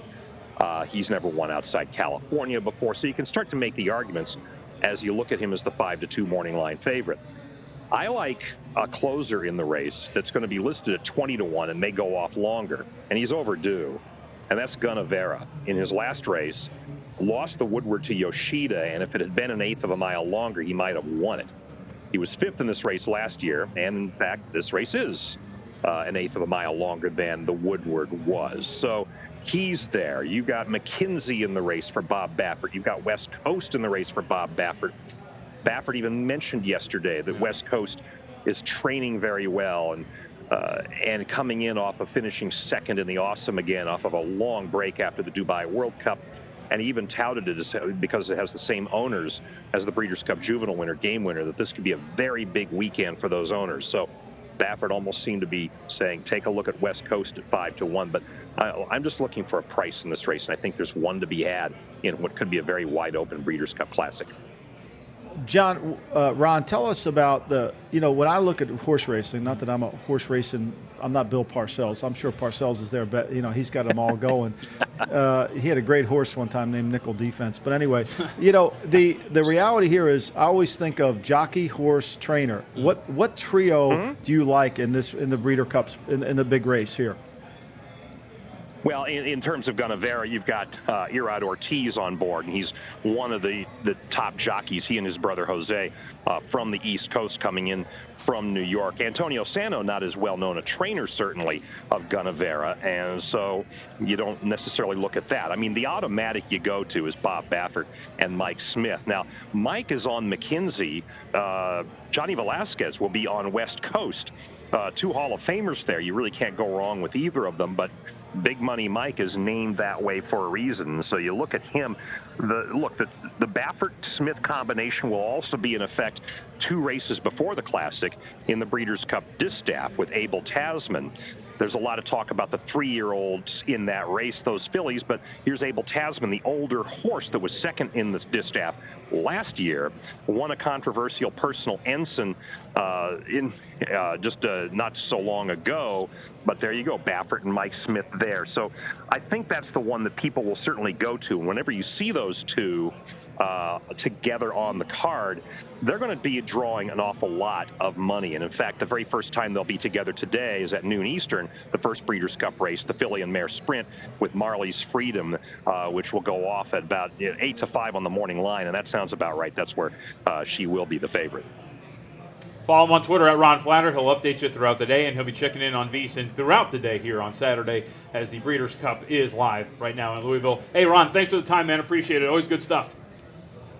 All right. Have fun back there, you guys. Thanks, Ron. Well, we always do. We always do. We will. All right, so he is live from Louisville. Now, unfortunately, the great citizens of Louisville do not get to watch college football live because the Cardinals are on the road taking on Clemson. That might be a good thing. Yeah, right? That might be a good thing. Well, this program really, there's a lot going on in Louisville with their program. When Tom Jurich, the old athletic director, got fired, and there's been a change of the basketball program, and now Bobby Petrino loses Lamar Jackson. Offensively, not the same team. Defensively, Bobby Petrino has not been able to get his defense. Really, since he let Todd Grantham go 3 years ago, he's not been able to. 2 years ago, he's not been able to get the defense back in track. Now he's going into Clemson. This used to be a great game. Do you remember the game where they ran out of bounds right by the 1 yard line there? Louisville had a chance to win that year. These two programs have gone in opposite directions, and I think Bobby's in a lot of trouble. I think that the alumni and the base there is trying to start something fresh. This is a potentially great job. I wouldn't be surprised if they go hard after Jeff Brom if they do something with Petrino. Yeah, can you imagine just a few years ago that now on this game today that Louisville would be catching 40 points. 40 points on the road against Clemson. You told me this earlier. Duffelbag Boy put it in for Clemson. That's where I'm going here. So over at the MGM, Duffelbag better. Duffelbag I want to picture Boy. a Duffelbag Boy. I picture Duffelbag Boy like DB Cooper. I get that reference, by the way. Yeah, do you get that yes, one? Yes, I do get that. I threw that out there like I thought you would, but I apologize. I have to remember where I am in life here. So Duffelbag better or DB Cooper. Has Louisville on a 50K two-team parlay. Hit Toledo minus 19.5 against Ball State, so it's still alive. He laid 39 points with Clemson. He's also got a 20K three-teamer with the same two teams, Toledo minus 19.5, Clemson minus 39, and then he's got Minnesota minus 9.5 against Illinois. Does does he have like security around him at all? No, from what I understand, he's very lax with the bag. You told me that. I mean, that's surprising. I would think he'd have some kind of security element. You know, Mitch Moss was duffel bag boy for Halloween. Was he really? Yes, he was. I would have loved to see that. Well, how does he know what he looks like? Well, that's the thing. Mitch did look like DB Cooper. He had like the fedora, big I'm telling you, aviators. between him and Paulie in the morning, I laugh. I mean, the two of them, I laugh. Come on, let's go. Yeah, but it's Paul's catchphrase. You need to get a shirt with that. But right now, duffel bag better is sitting on Clemson minus 39, and then of course later today as well, Minnesota minus 9.5. Which is why I wanted to bring up Clemson and Louisville, because we do have some action. That's the only reason we're bringing it up is because Duffel Bag Boy put the bet in on Clemson. So you don't want to break down Clemson minus 39.5. Look, I love Clemson. Look, I'm all in on Clemson. I think Clemson is legitimately a threat to Alabama. Yeah. I do. I think they're a legitimate threat to Alabama. You're seeing them get better, and their power rating is improving, right? Well, they got 5 #1 picks in their defensive line. Look, defensive line matters, and if you're going to stop a potent offense, it isn't with coverage. I mean, I know people don't want to hear that, but you can't stop a prolific passing game because we can cover. Do you remember when you were a kid and you played football outside? Yes. And because we count the 5 Mississippi? Yep. Okay, if you count the 5 Mississippi, guys got open. If it was 3 Mississippi, no one got open, right? So that's essentially what football's about. When the defensive line can play a 3 Mississippi game, they win. Yeah. When they have to play a 5 Mississippi game, you can throw the ball. And Clemson forces the opponent into a 3 Mississippi game all the time. Yeah. So, I mean, that analogy to me is really the essence of football, and we did it in the backyard when we were kids. Yeah, that front seven is nasty. It's so good. They can, and when you can just rush forward like the Eagles could last year. Like the Eagles did. I mean, that's what people talk about. Well, the coverage they're playing banjo. No. Stop. It's all about the rush. Yep. It's like put all your money into defensive. If Duffel Bag Boy owned a team, he would put all his money into defensive linemen. So let me ask you this, because let me get this exact number, because this was on September 19th. The Golden Nugget over in Las Vegas released national championship game possible matchups, right? Yeah. So they had Ohio State, Alabama, Georgia, Alabama, Clemson, Alabama, Oklahoma, Alabama. I would have gone Clemson, Alabama. So Clemson, Alabama, originally back in September, the Golden Nugget had posted, and remember, this is when you still had Kelly Bryant at quarterback and whatnot. Lawrence still hadn't taken over. Alabama was an 11.5-point favorite against Clemson. And we're talking with John Murray, who we're going to be on with us on Sunday, director over at the Westgate Las Vegas. That number has definitely shrunk to this point to where it's going to be a range of 7.5. But that's how much Lawrence has changed his team and how much this defense has been kind of just flexing and actually getting strong. Everything. He's going to be the biggest problem for Alabama because he can run it and he can throw it. I want to ask you this. If this game in Baton Rouge was played in Tuscaloosa, what would the line be on this game? I'm not good with math, and I have a hard time figuring that one out, so I rely on you. So essentially, LSU gets 3 points for home field advantage. So if it's that's all they get for Baton Rouge? Generally, right? Really? I mean, Steve Mackinnon. I think that has to be adjusted. Well, see, here's the thing. So Steve Mackinnon, our editor for Points Per Weekly, a couple weeks back, had a great post about this. And I think, if I remember correctly, the post, he used Philadelphia as a great example. So the Eagles usually have generally a stronger home field advantage, even in the range of, let's say, about 5 points. But as a bookmaker, you can't give a team 5 points for home field advantage because your number's going to be inflated and you're going to get a lot of money on the other side. Right. So the general consensus is that you're going to give 3 points for home field advantage. So if you do that, 3 points for home field advantage. Right now it's 14.5. Number on the neutral would be 17.5, and then you add another 3 because if it's in, obviously, all right, so in Tuscaloosa, you add 6. If Alabama goes to play Alabama goes to Ball State in Muncie, Indiana, and they play Ball State gets 3 points for home field advantage. Generally, that's really going to matter. Yeah, I mean, seriously. Generally, though, a team does play better at home, so you give them a slight advantage because they're playing at home. I get that concept, but I just don't always think the number should be 3. I think it should be variable. And there is, like in basketball, you see it more, right? Like the Utah Jazz, for example, argument could be made that their home court is 4.5 points. Same with the Denver Nuggets, because you play in altitude because their home court is so but you know bigger. What the great Jerry Tarkanian said about altitude? We're playing inside. Yes, it was actually again about Wyoming when they went to go play in Laramie. Of course, the great Jerry Tarkanian, former UNLV running Rebel head coach. There's a lot of great stories about Jerry Tarkanian, but that's how it would work. I was there with Jerry T. I worked at UNLV. Jerry T's office was down there. The legendary, I don't even know if you know this guy, Mike Toney. Have you heard the name Mike Toney?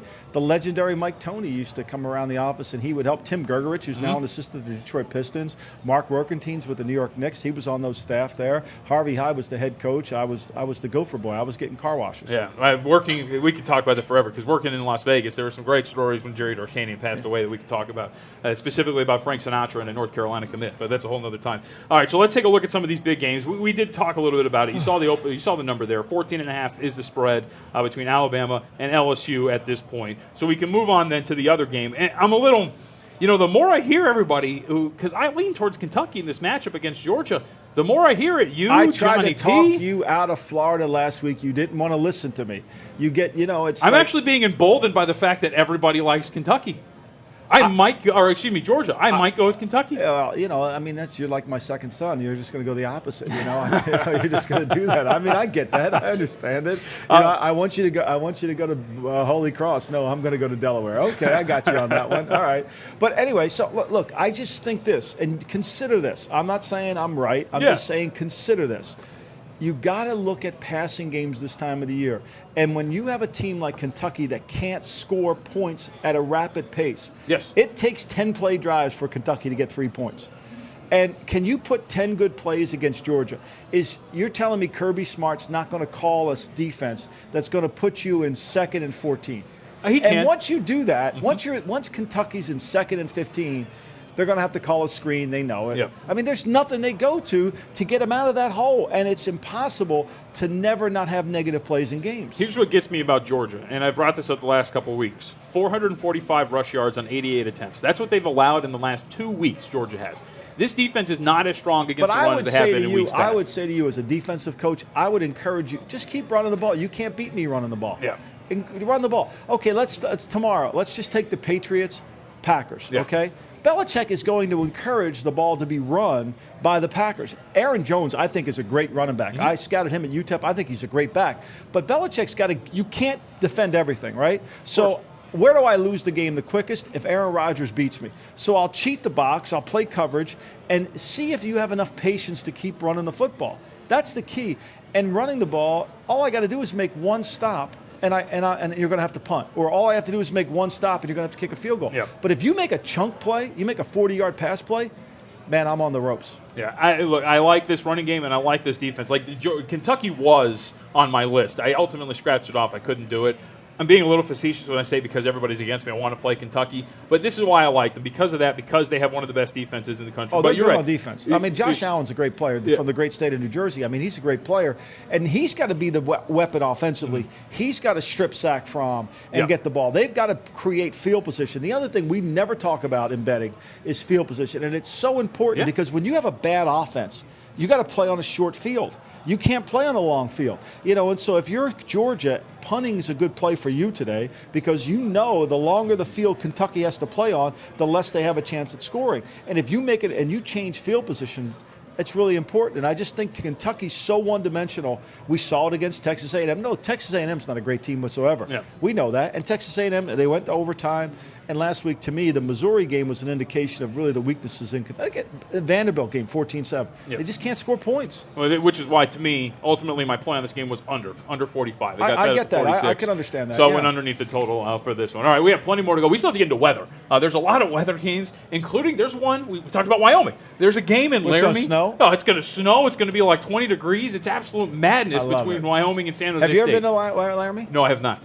I don't plan on ever going. It's not quite as good as Baton Rouge, I'll tell you that. Okay, I don't think so. All right. We're going to have plenty of weather reports on the other side. We have 10 games to get to as well, top 10 teams that we haven't talked about yet. And, of course, we do this at the end of every show.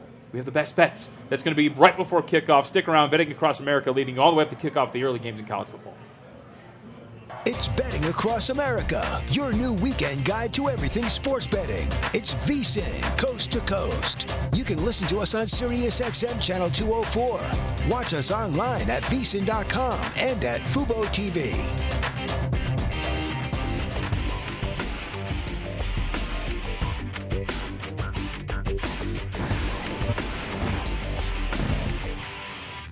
Like any other business, you have to keep reintroducing yourself to new things to keep people excited, and we found one, in-progress betting. 30 years ago, no one even knew what that was about. Now, as games are going on, we come to a timeout or a delay of game, we post odds for those particular games that you're watching in front of you. So what it makes easier for people who come in a little bit late, they can catch up on betting their favorite team because we're always posting odds on the board. It's not a big limit sport. It's only $1,000 in most places, but it keeps the interest there. So I can only tell you that something that maybe we shied away from 10 years ago, we welcome it now. Some of the challenges with booking in play is about the synchronization of when you're coming into the end of a period, such as into the first quarter or into the halftime, you want to make sure that what you're going to offer from a halftime number also is in sync with what the in-game number is. Sometimes there's some arbitrage opportunities there that you need to manage. Yeah, so in-game wagering, once that game kicks off, not only are we just two guys below me, so there's three of us on a Saturday and Sunday. So as soon as that game kicks off, we're not only doing the regular games and the regular halftimes, we got one guy just sitting there banging away on a Saturday, booking all those games in-game. We got another guy watching all the mobile app, all the phone wagering coming in. So it's quite busy for us. We're really, really busy with in-game, but we got to do it. It's the way the whole world's going right now with in-game play.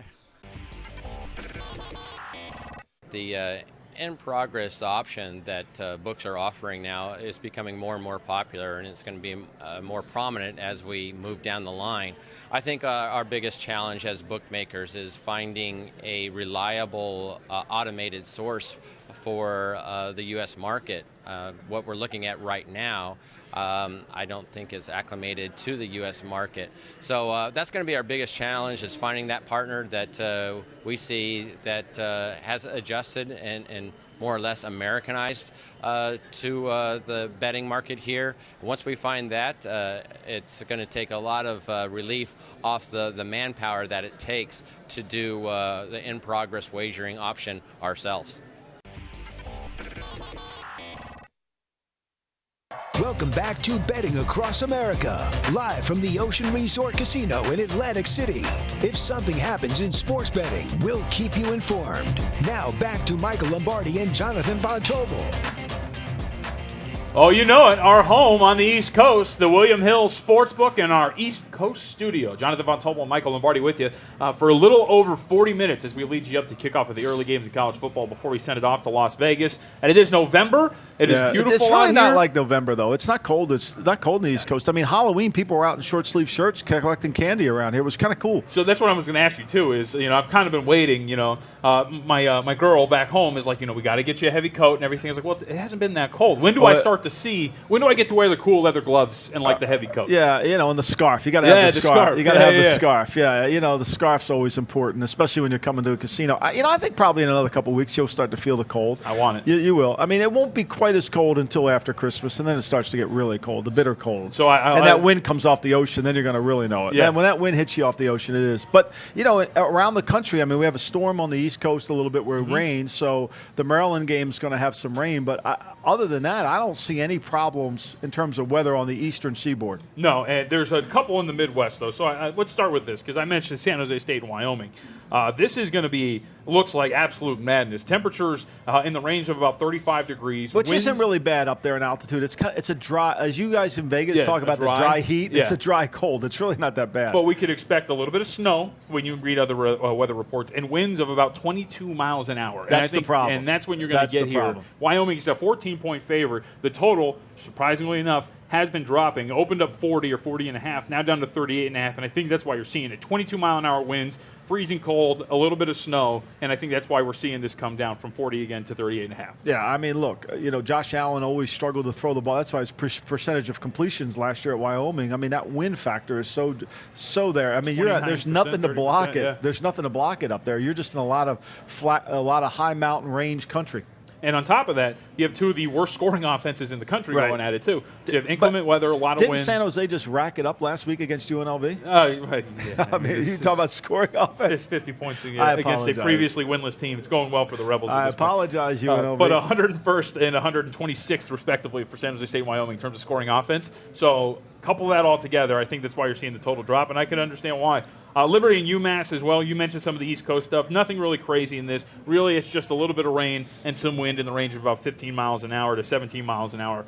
Both teams somewhat pass heavy. They average over 30 points per game, so you maybe would expect to see a little bit of a dip in scoring. Total is 69.5. Yeah, I mean, look, I think I don't really think this weather. I think if you like this game, play it. whichever way you want to go. UMass Liberty, whichever way you want to go. Mark Whipple's offense. I mean, you're going to have to find a way to score points. I think that they certainly can do that, and I think so you can play the over or the under. I'm not sold on that one because I'm not sure. Some of these teams in the matchups, I never really know. Really, based on who they played the last week, is really not an indication because the talent level is so disparate. So let's go to another Mountain West game, which I know that you wanted to talk about, so we can dive into this a little bit at depth. And that is Utah State. The Aggies making the trip to the islands to take on Hawaii. Now, there's a little bit of weather involved in this one. What? You're going to get about 82 degrees, but there's going to be some winds? rain. Is that the weather? 15-mile to 20-mile-an-hour winds is what's expected. I love Utah State. You like Utah State? I love Utah State. I think Utah State is really a good football team. They're 7-1. They lose their opening game to Michigan State. They put a hurting on a lot of people. I think Utah State's offense is explosive. They could score at a rapid pace. They're one of the best in the country. I mean, I know it's always hard. People would say it's hard to go over and play over in Hawaii. But I think Utah State, with their skill positions, their defense, I think they're a complete team. And I think Utah State is going to make a run at this thing. And they're going to be in a good bowl game if they can get past the Hawaii over there on the island. Yeah, my thought with the Aggies was, writing for our conference previews, I figured they could have a shot at being undefeated in conference play by the time they reach Boise State at the end of the year. They could just have one loss, though, by the time they get to the Broncos. This is the thing, though. You look at Hawaii, and they have lost 3 straight. So this is kind of caught up to them because before the season started, but do you know what Hawaii's win total was in the books, by the way, before the season started? So they are right now a 6-4 team. Their win total was 2.5. Wow. But then Cole McDonald came in, and he started playing so well that it kind of turned it, but now he's kind of hit a plateau. Yep, exactly. And the defense has given up 49, 40, and 50 points. Right. So that defense has really fallen back at this point. And that's why I think you're seeing 19.5 as a spread here, because you would think a team that has it ranked in the top 40 in terms of scoring offense, ranks within the top 50 in terms of yards per play, and that's Hawaii, wouldn't be catching 19.5 on their home turf. But they're playing the 8th best scoring offense in college football, not just in the conference, in all of college football. Yep. Jordan Love, the quarterback, makes plays with his arm, makes plays with his feet. I think Utah State's a really good football team. I mean, you watch them, they move the ball really effortlessly. And like you said, Hawaii started out, now they're on this 3-game losing streak. What Colin McDonald was he? You know, when guys kind of have such a dip, you wonder whether they had some injuries or something's bothering them that doesn't come out in the injury report. And McDonald was really good early. He just hasn't been as effective the last 3 weeks. Yeah, from week 2 up until when they faced Wyoming, that was back on the 20th. This is Utah State. They had scored at least 40 points in each one of those contests. And, of course, the lone time that they didn't, that was 24 against Wyoming, still getting the win and coming off of a huge performance. I mean, nobody in the East Coast is going to stay awake for the Utah State-Hawaii game. Let's just be honest, okay? So nobody well, I mean, you might, but I mean. See, that is the cool part about it. So that's the best part about it. That's a fascinating thing, is that this game's not going to start until almost 1 o'clock out here. Right. On Sunday morning. Right. I can't get over it. I'll probably fall asleep, but I'll definitely be around for kickoff. Yeah, I mean that's the problem is you can't, that's why it's our job to educate people on the West Coast teams because most of I bet you Johnny P's never seen Utah State play, and so, and then this week we spring ahead, we fall back, right? Oh, so I get an extra hour. You get an extra hour sleep tonight, so stay up late. Oh, so I do get to stay up late. This is great. I'm learning so much about the East Coast. Well, you get the same time change in Vegas, too. Speaking of East Coast, okay, this is a quick aside. Triv and I, our audio tech, we were driving in. We flew into Newark, and we drive out. Usually we get the Easy Pass, right, in the car, so we just go through the tolls or whatever. We didn't for the first toll. And she handed us this little piece of paper that was green, and she was like, here you go. So we keep driving, and we get to the next toll, and the lady yells at Triv because we're like, yeah, we got this ticket. We don't know what to do. She's like, give me the ticket. Come on. And she was screaming at us. We don't know how this works. Well, you're in Jersey. Toll booth operators are not friendly. You go to Colorado, they're all happy. About it, yeah. They welcome you to the state. Here, no. You got to learn to be in Jersey. Yeah. This is you're at war here. You got to get ready for it. Clearly. You guys need all the money you need. Don't take it personally. Don't take it personally at all. It's just the way it is. I'm sure we're like the 50th person who actually Wait till you go to the DMV here. That'll be a real experience. No, I hope I never have to do that. That's a nightmare in Nevada. I can only imagine. All right, we have plenty of games to get to throughout the college football slate. We're about 30 minutes from kickoff of the early games. We still have to get a little bit into Notre Dame Northwestern. We talked about it with Johnny P, but we get some details on that. Syracuse and Wake Forest is going to be a high-scoring affair. Game right there, yeah. Yep, in the ACC. Iowa, Purdue, there's plenty to break down here. And then, of course, Ohio State taking on Nebraska. There's a lot to get to, so we're going to get to that on the other side here on Betting Across America. Don't go anywhere. Actually, you know what? Yeah, just sit there right there because VSiN's the spot to be for the rest of the day as well. We're going to be right back here on Betting Across America. It's Betting Across America, your new weekend guide to everything sports betting. It's VSiN, coast to coast. You can listen to us on SiriusXM Channel 204. Watch us online at VSiN.com and at Fubo TV.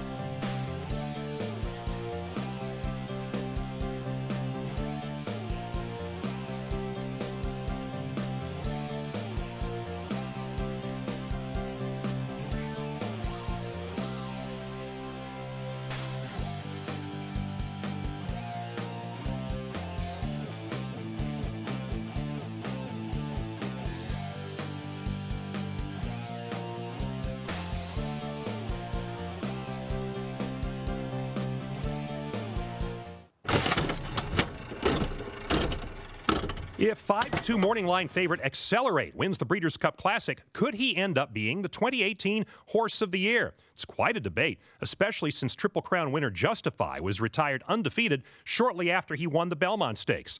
If Accelerate overcomes his wide draw Saturday to pick up a 5th Grade 1 win this year, those of us who get to vote will have a tough choice. Sign up for a new ExpressBet account with the promo code Brent200 and get a $200 bonus. Go to expressbet.com. Use the promo code Brent200. Welcome back to Betting Across America, live from the Ocean Resort Casino in Atlantic City.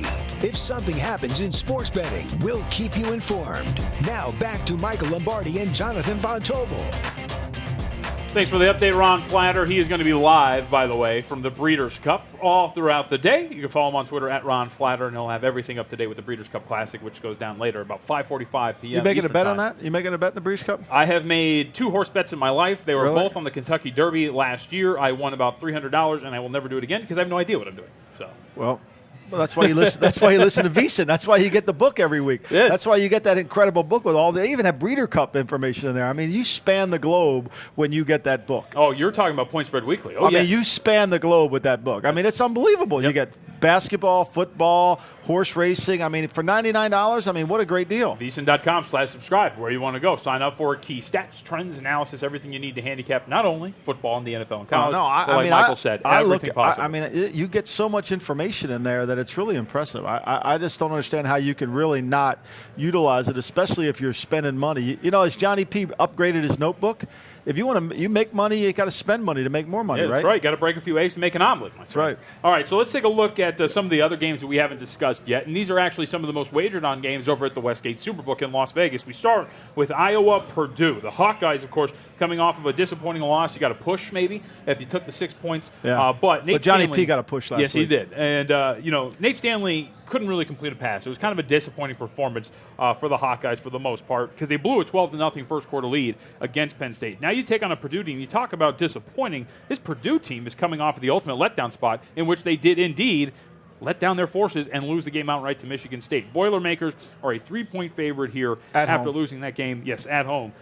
Look, Kirk Ferentz, 12-5 against the spread, last 17 on the road. He's really covered in a lot of these key spots.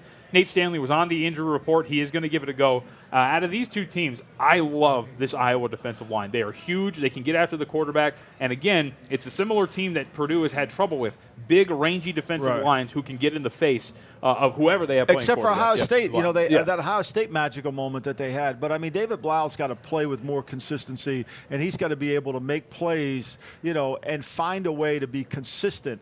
Iowa, to me, I love Iowa. Look, I love Kirk Ferentz. I worked with him in Cleveland. I think he's a great coach. But, you know, they have no outside threat at receiver. Everything they do is inside with their tight ends.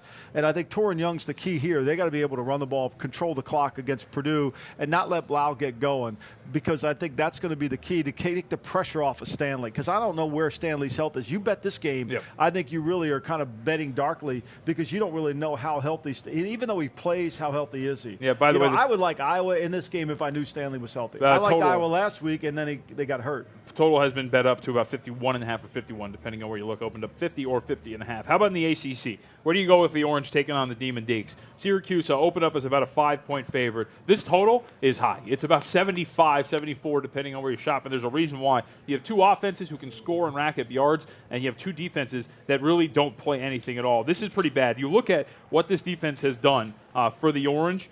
The unit allows 432 yards per game. It's not really great. They gave up 1,300 yards over the last three. It's ridiculous. The last three have been to the over for the Syracuse Orange, and now they've been bet up to a 6-point favorite. Total 76.5.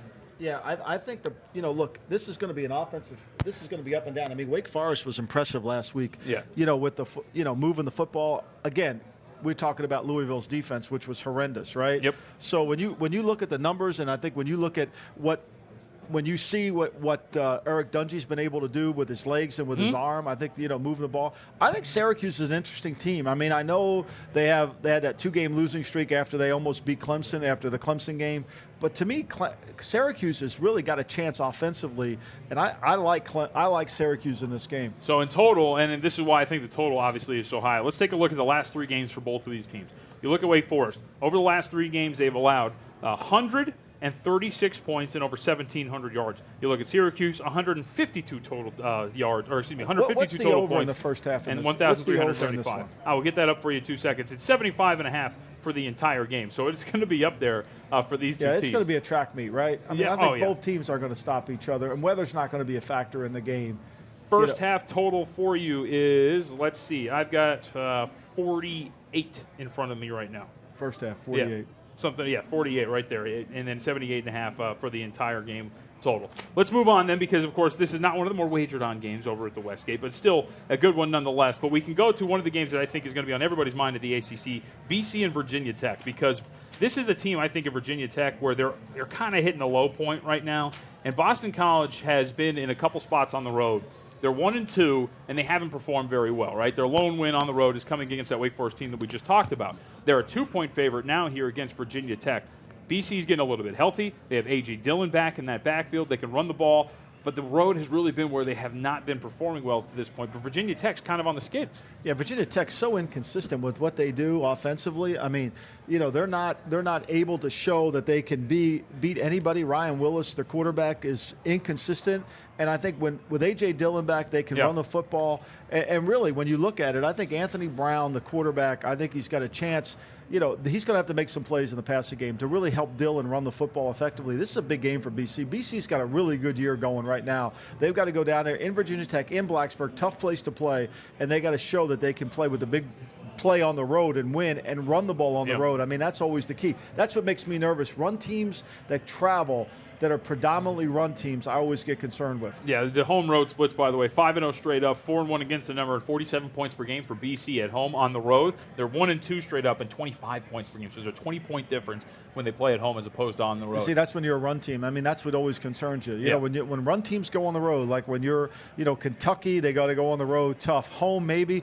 that's a different story. But road run teams, that never really works out. All right, let's take an early break. We have plenty on the West Coast to get to as well here as part of the college football slate. And we do have best bets coming up next. So stick around. We got about 20 minutes before kickoff of the early college football games here on Betting Across America. It's Betting Across America, your new weekend guide to everything sports betting. It's VSiN, coast to coast. You can listen to us on SiriusXM Channel 204. Watch us online at VSiN.com and at Fubo TV. If you didn't catch VSiN last week, here's some of what you missed. This is from Playboy. I think they're both. Playboy is when Tyson got knocked out by James Buster Douglas. So Playboy Buster got a hold of Douglas, me yeah. last year, and they had this wonderful picture of Douglas standing over top of Tyson. So they called me up. They did a story around it, and this is one of the things that I will always keep. Now, I also want to make it clear that Playgirl contacted me to be in their next centerfold issue. Also, is that the basketball picture? It was a yin and a yang. Yeah, that was it. You certainly are going to settle for just the first-round pick for Derek Carr. I'm thinking that if someone offers them a first and a fourth, the conditional fourth, which could elevate based on certain conditions, kind of like the Sam Bradford trade, maybe they have to seriously consider that. Don't forget, 2016, Derek Carr, third in the MVP voting. People were making these Aaron Rodgers comparisons, which don't seem to have any validity for the way he's played ever since then. But quarterbacks are hard to find, and teams overvalue them in the draft and usually overvalue them in trade packages. I'm here. I like to inform the public on different things, and I think VSiN is the platform. Even when I'm not here, like I always say, where else are you going to get information like this? That's right. I mean, that's the number one question asked to me. Hey, Crack, can you help me out? Hey, Crack, can you help me? What do you think I should do going forward? Everyone wants to be a professional. It's unbelievable how many people say, man, I want to start doing this full time. You know what I always say to them? I wouldn't recommend it for my enemies. I mean, it's such... You got to be built a certain way. It's that tough. But take the first step and have VSiN. Here we are. So let's go with the fact that the interior defense isn't that great for the Houston Rockets. Carmelo Anthony's going to actually get a lot of flack, and he's minus 15 through his 3 games. They've been atrocious in terms of defense. That's an alarming number. Yes, it is. Is that worse than the league by a wide margin? Yeah, they're dead last in the league in terms of points allowed in the paint per game. So that's going to be a big reason why, and that's why they're not as good defensively. So you look at no Chris Paul, really bad defensively. I feel like the Utah Jazz are really just a good Donovan Mitchell game away from turning things around. Mm-hmm. So as part of the hashtag NBA Pick 'em All Challenge, I used the Utah Jazz, catching 2.5 points.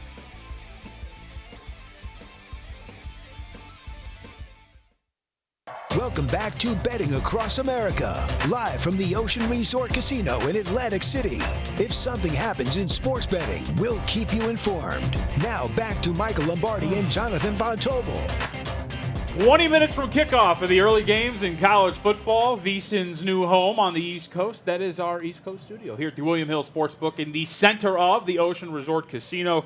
And we got some action going on down there. It's getting busy down there. Oh, we've got some action down there. The line's long. Johnny Peace holding court down there. He's literally, by the way, standing in front of all the couches, and it looks like he's preaching to every single person that will listen to him. So I've got winners for you.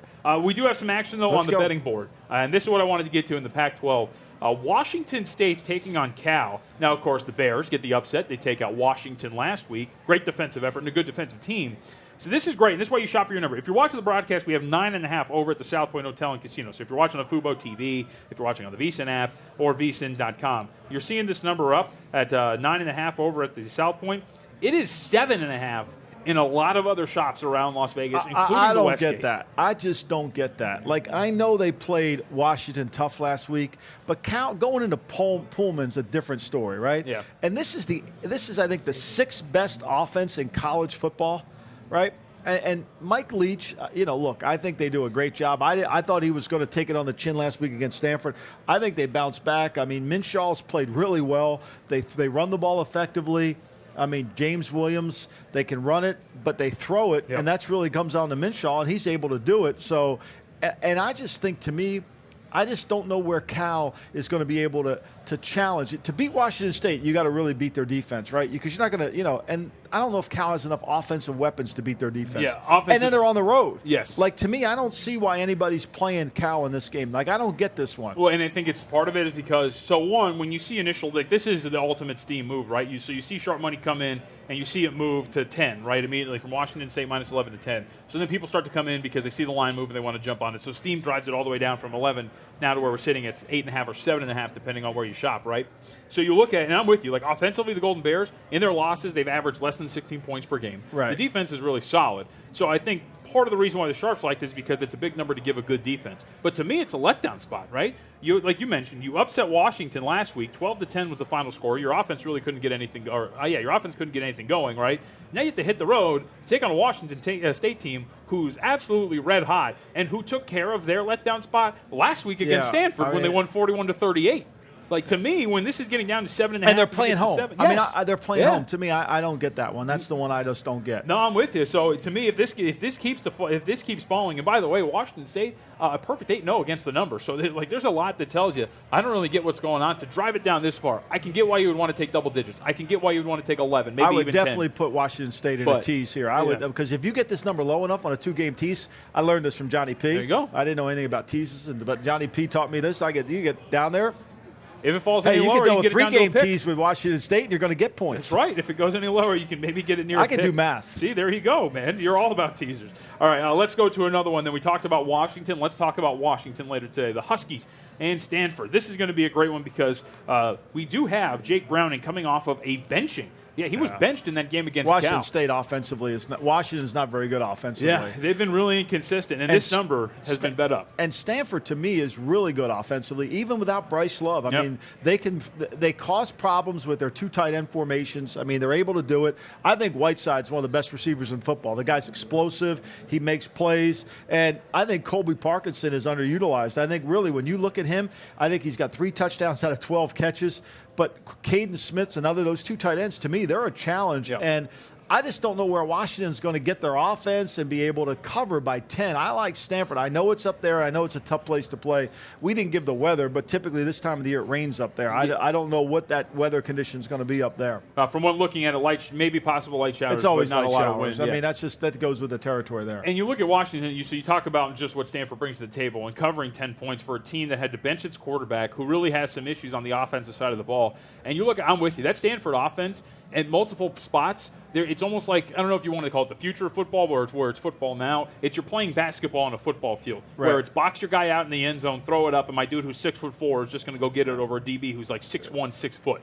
And that's what they've been doing this entire year. I think this line is all reflective of Washington's defense. You know, they're 10th overall in the country in terms of scoring defense efficiency, and I think that's why this line's there. But I think Stanford, to me, I think Stanford's a little better than their record. I really do. They've lost some tough games. I mean, I know they stole the Oregon win, but they've lost some tough games. And I think that this is a tough place to play. I get it. I just don't see Washington being 10 points better than anybody. They stole that one, or Mario Cristobal handed it over. I know. You're never going to get over that one. Nope. All right, Utah and Arizona State also on the schedule. There we go, a dandy, here. huh? Yes, for this is a the good Pac-12. One now. So you have Utah, who opens up as a 7-point favorite, now up to an 8.5-point favorite in multiple spots, including the Westgate. The total's dropped from 56 to 55. Utah, I think, has really improved their stock with a lot of bettors, right? And we even talked about this during the week. Vinny Maiulo, who is a odds maker, of course, always on VSiN, he had his power rating, so how he power rates his team in terms of a Vegas perspective. His team was the 10th best team in terms of power rating was Utah. They are a great defensive team. You see it against the number 2. They're not amazing. They're 4-3, but 6-2 straight up.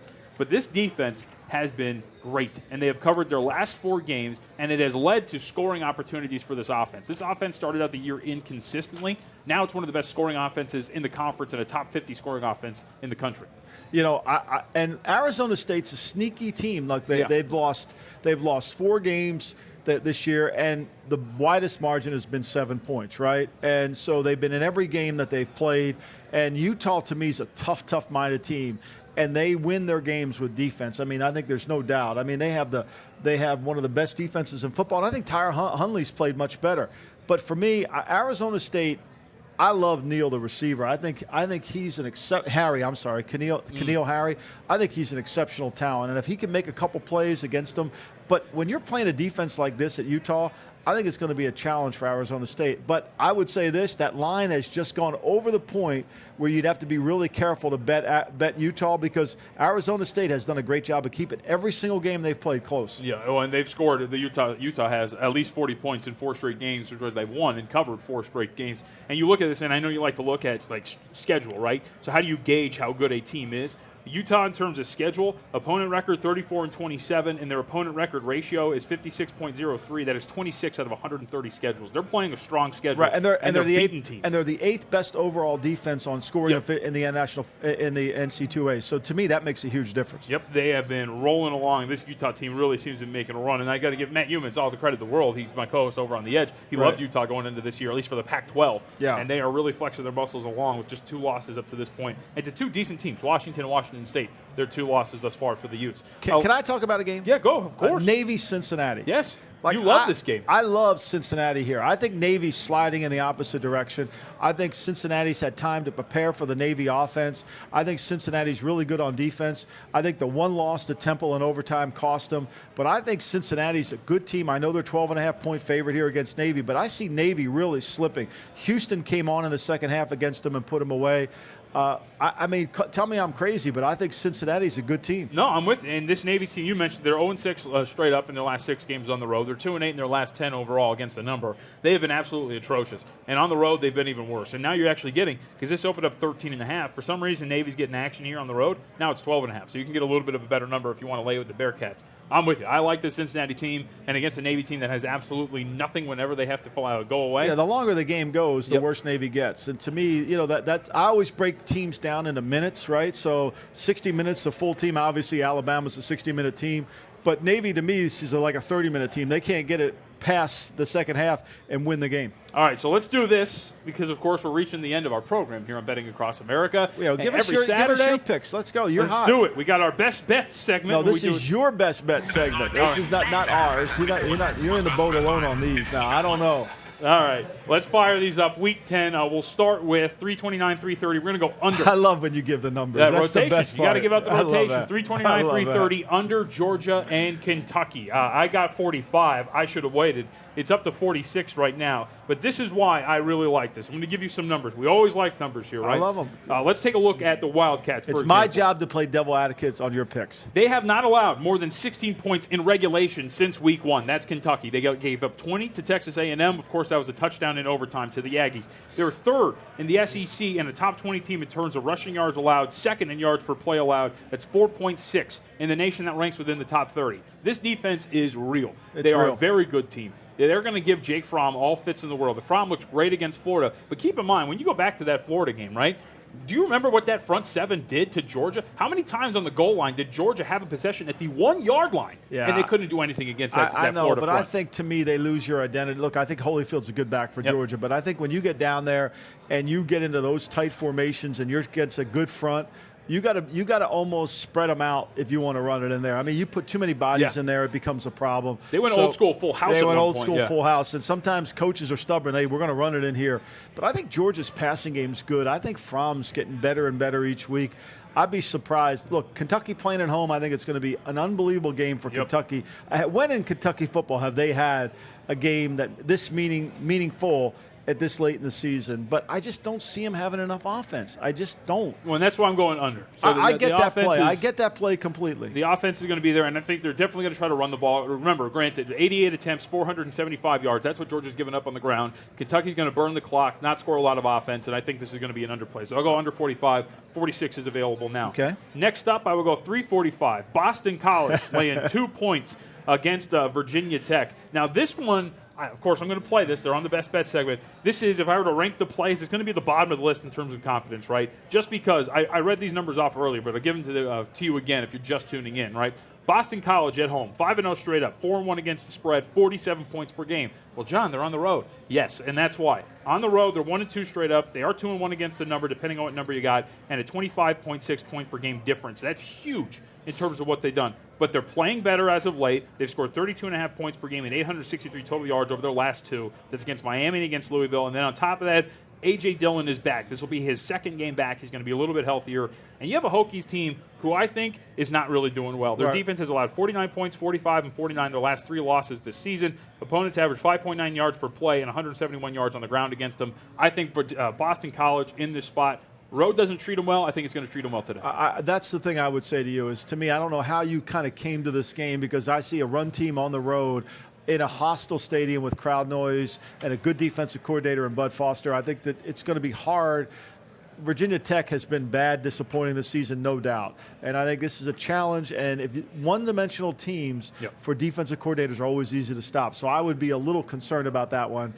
I was wondering how you got on that game. To me, that didn't jump out at me when you looked at all the number of the games. What about Marshall taking on Southern Miss? This is your strong suit. I think this is where you excel so well in the Conference USA. And I think Marshall coming off the bye week, going down there, these are two teams that rely on their defense to win the game, basically. So you're talking about the road team in a situation where their offense is going to have to play against a good defense on the road. That always scares me a little bit. Yeah, so the Thundering Herd are on the list here. I like them. Tyler King at running back has been fantastic. Averages last 3 games, 161 yards per game on the ground, 3 touchdowns over the last 3 weeks. You're going to get Thompson to start at quarterback again instead of Isaiah Green. He is healthy, but Thompson's going to get to go here. But what I like so much about this Marshall team is that this defense has been suffocating over the last few weeks. They had 7 turnovers, 5 against FAU the last 2 games. They had 2 against Old Dominion. They've allowed a total of 27 points over that span. And the Golden Eagles, what's been bothering them all year long? It's been turnovers. -8 turnover differential, 19 turnovers on the year. Their quarterback, Jack Abraham, everybody loves him, but he's been dealing with an injury, and he has a penchant for turnovers as well. 10 picks on the season.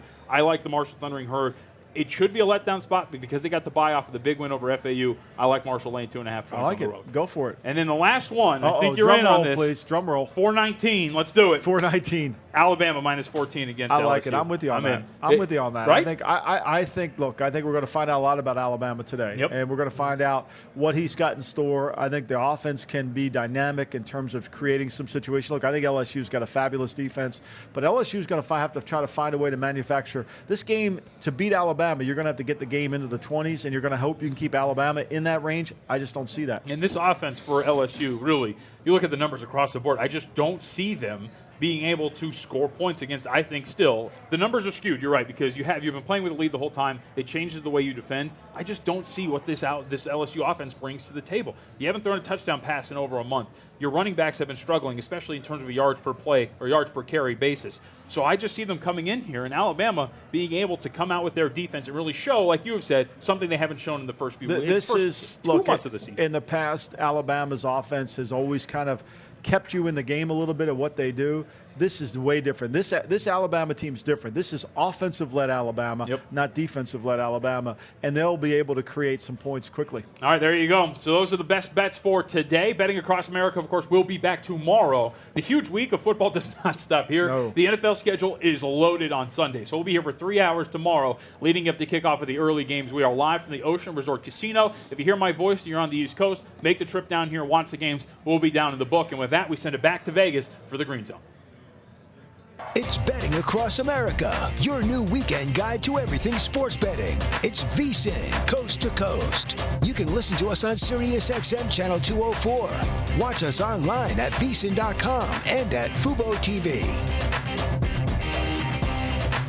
The Breeders' Cup World Championships takes place this coming Friday and Saturday at Churchill Downs. And this week only now, ExpressBet upping the ante for our VSiN listeners. A $200 sign-up bonus. You got to get in on this. $200 in free cash to bet the races. Go to ExpressBet online betting account. Okay, use the promo code now, Brent200. Sign up for an ExpressBet online betting account. Use the promo code Brent200. Wager $200 and then they apply the $200 bonus. It's like betting the races with house money. Promo code Brent200. Breeders' Cup, of course, 14 championship races showcasing the best horses in the world, making it a betting opportunity you cannot afford to pass up. So go to expressbet.com to learn more. And then next week here at VSiN, of course, Vinny and Ron and all the guys, they'll be talking about the upcoming Breeders' Cup. But remember that promo code, Brent200.